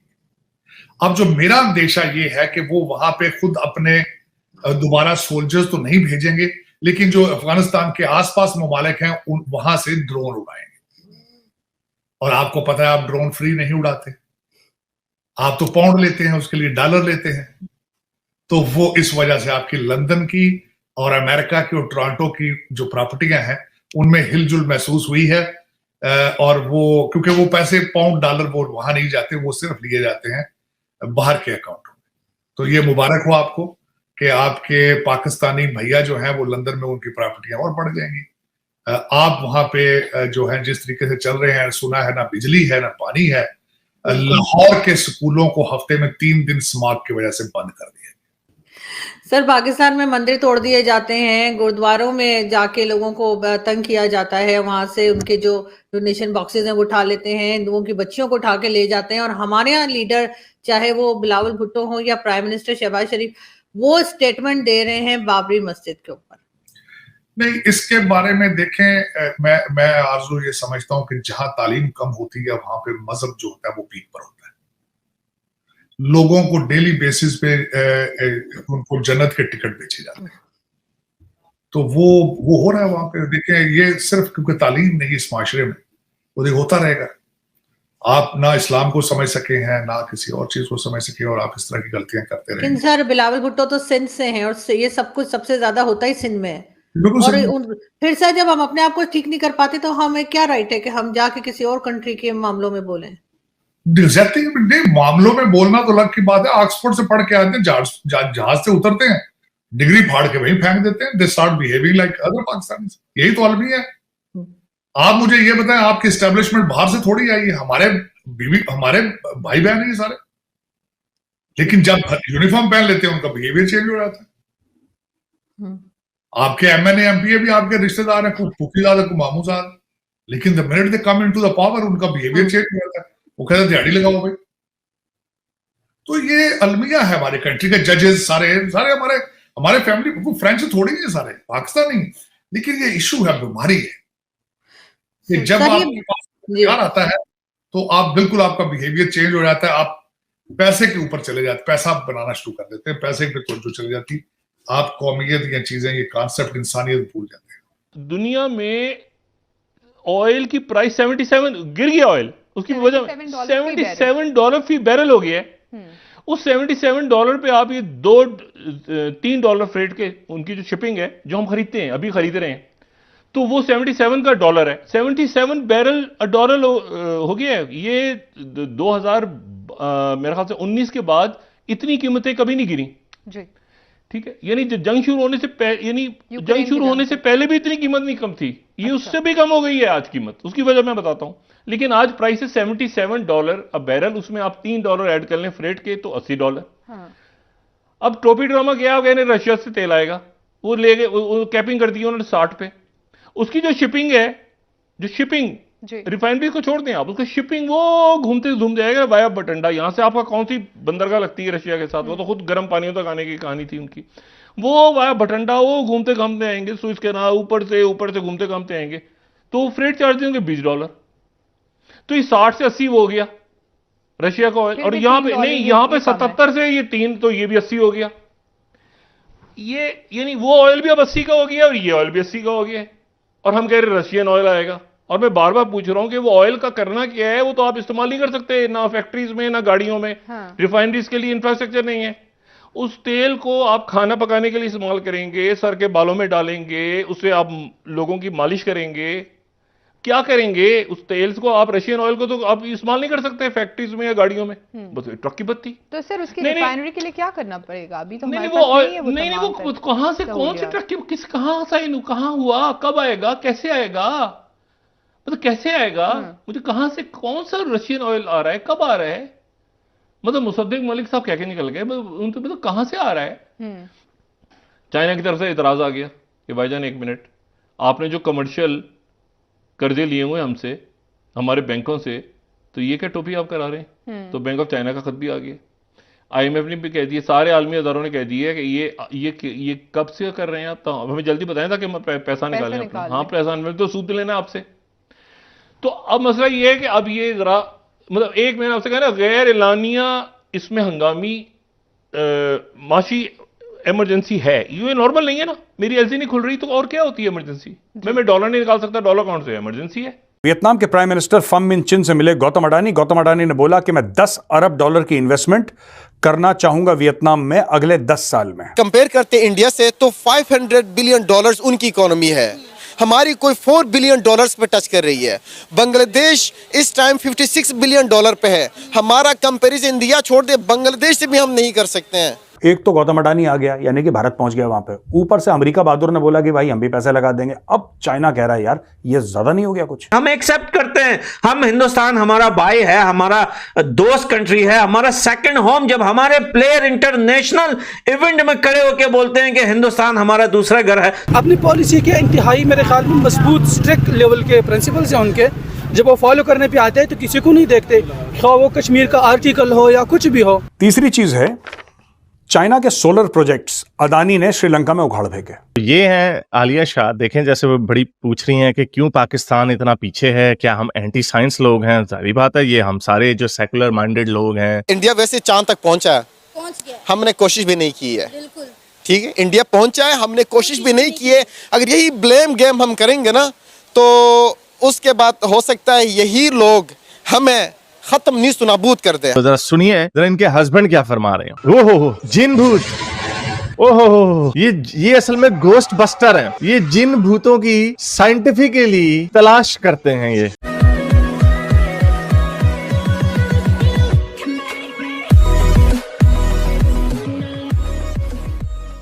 नमस्कार दोस्तों, अब हम देखते रहते हैं कि भाई इंडिया की इकोनॉमी के बारे में, इंडिया की जीडीपी के बारे में मतलब पाकिस्तानी मीडिया में समय समय पर डिस्कशन होता है। और आजकल तो समय ऐसा है कि हर रोज़ डिस्कस होता है, चाहे वो इंडिविजुअल पत्रकार हो जो यूट्यूब पर अपनी चैनल चलाते हो या फिर कहे कि मेन मीडिया हो।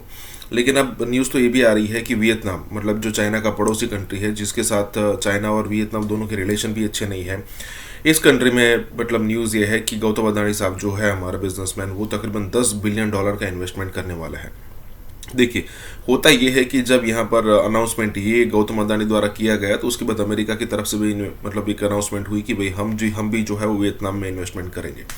अब एक सिंपल चीज़ लग रही है, लेकिन ये जितनी दिख रही है इतनी सिंपल है नहीं। अब ये चाइना का पड़ोसी कंट्री है, तो चाइना को ऑब्वियसली यहाँ पर प्रॉब्लम होगी कि भाई यहाँ पर इंडिया और अमेरिका की दोनों की प्रेजेंस वियतनाम में हो जाएगी। और उसके बाद वो अगर मान लीजिए आने वाले दिनों में कुछ करना चाहते हैं अगेंस्ट चाइना तो डेफिनेटली यहाँ से कर पाएंगे। मतलब ये जब आप किसी दूसरे कंट्री के पड़ोस में जाकर जब आप उसको डराते हो और फिर वही चाल जो आपके खिलाफ होती है ना, तो आपको ज़्यादा डर लगता है।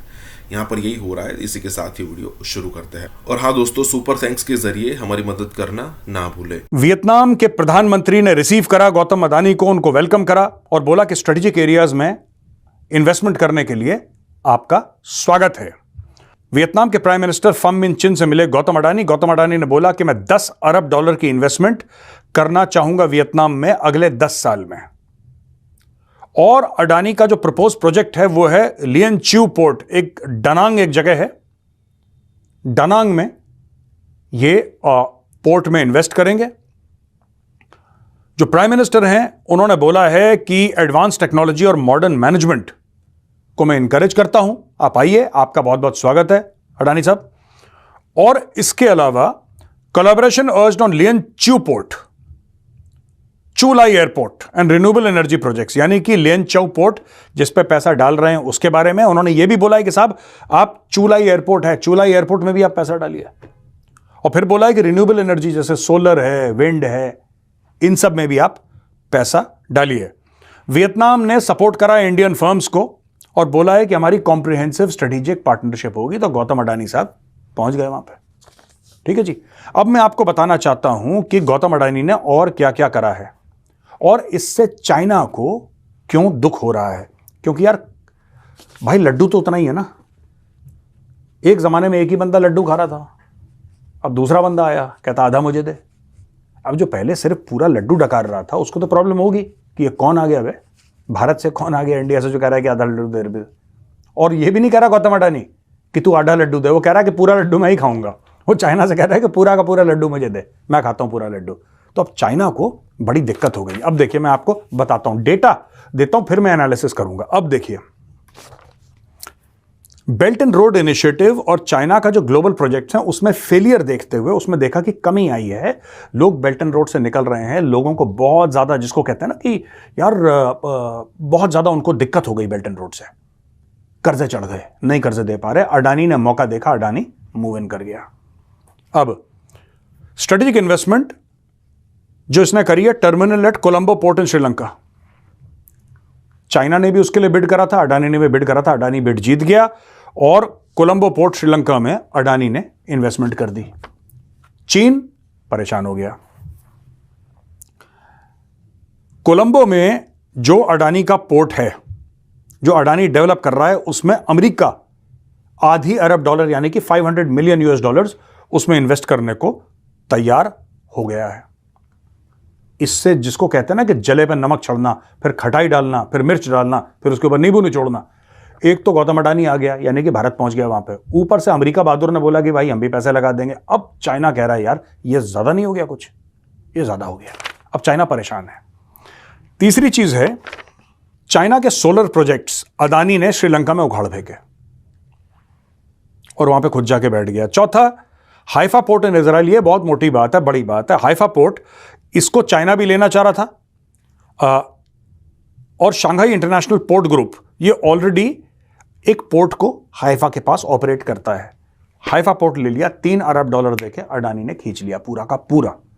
अब चाइना हो गया परेशान क्योंकि चाइना चाह रहा था कि वो अपना पूरा वर्चस्व वहां पे कायम करे, वहां पे भी अडानी पहुंच गया। और अडानी का जो नया पोर्ट है केरला में एट विजिंजम, ये इंडिया के पोजीशन इंटरनेशनल मैरीटाइम ट्रेड में स्ट्रांग कर रहा है और चाइना के डोमिनेंस को ट्रेड एंड मैन्युफैक्चरिंग में चैलेंज कर रहा है। अब देखिए ना, ये तो दोस्तों मैंने आपको वो डेटा वेटा बताया, वो जाके मिला वहाँ के प्रधानमंत्री को वियतनाम के और बोला ये करेंगे, ऐसा करेंगे, एयरपोर्ट बनाएंगे, ये सब बनाएंगे।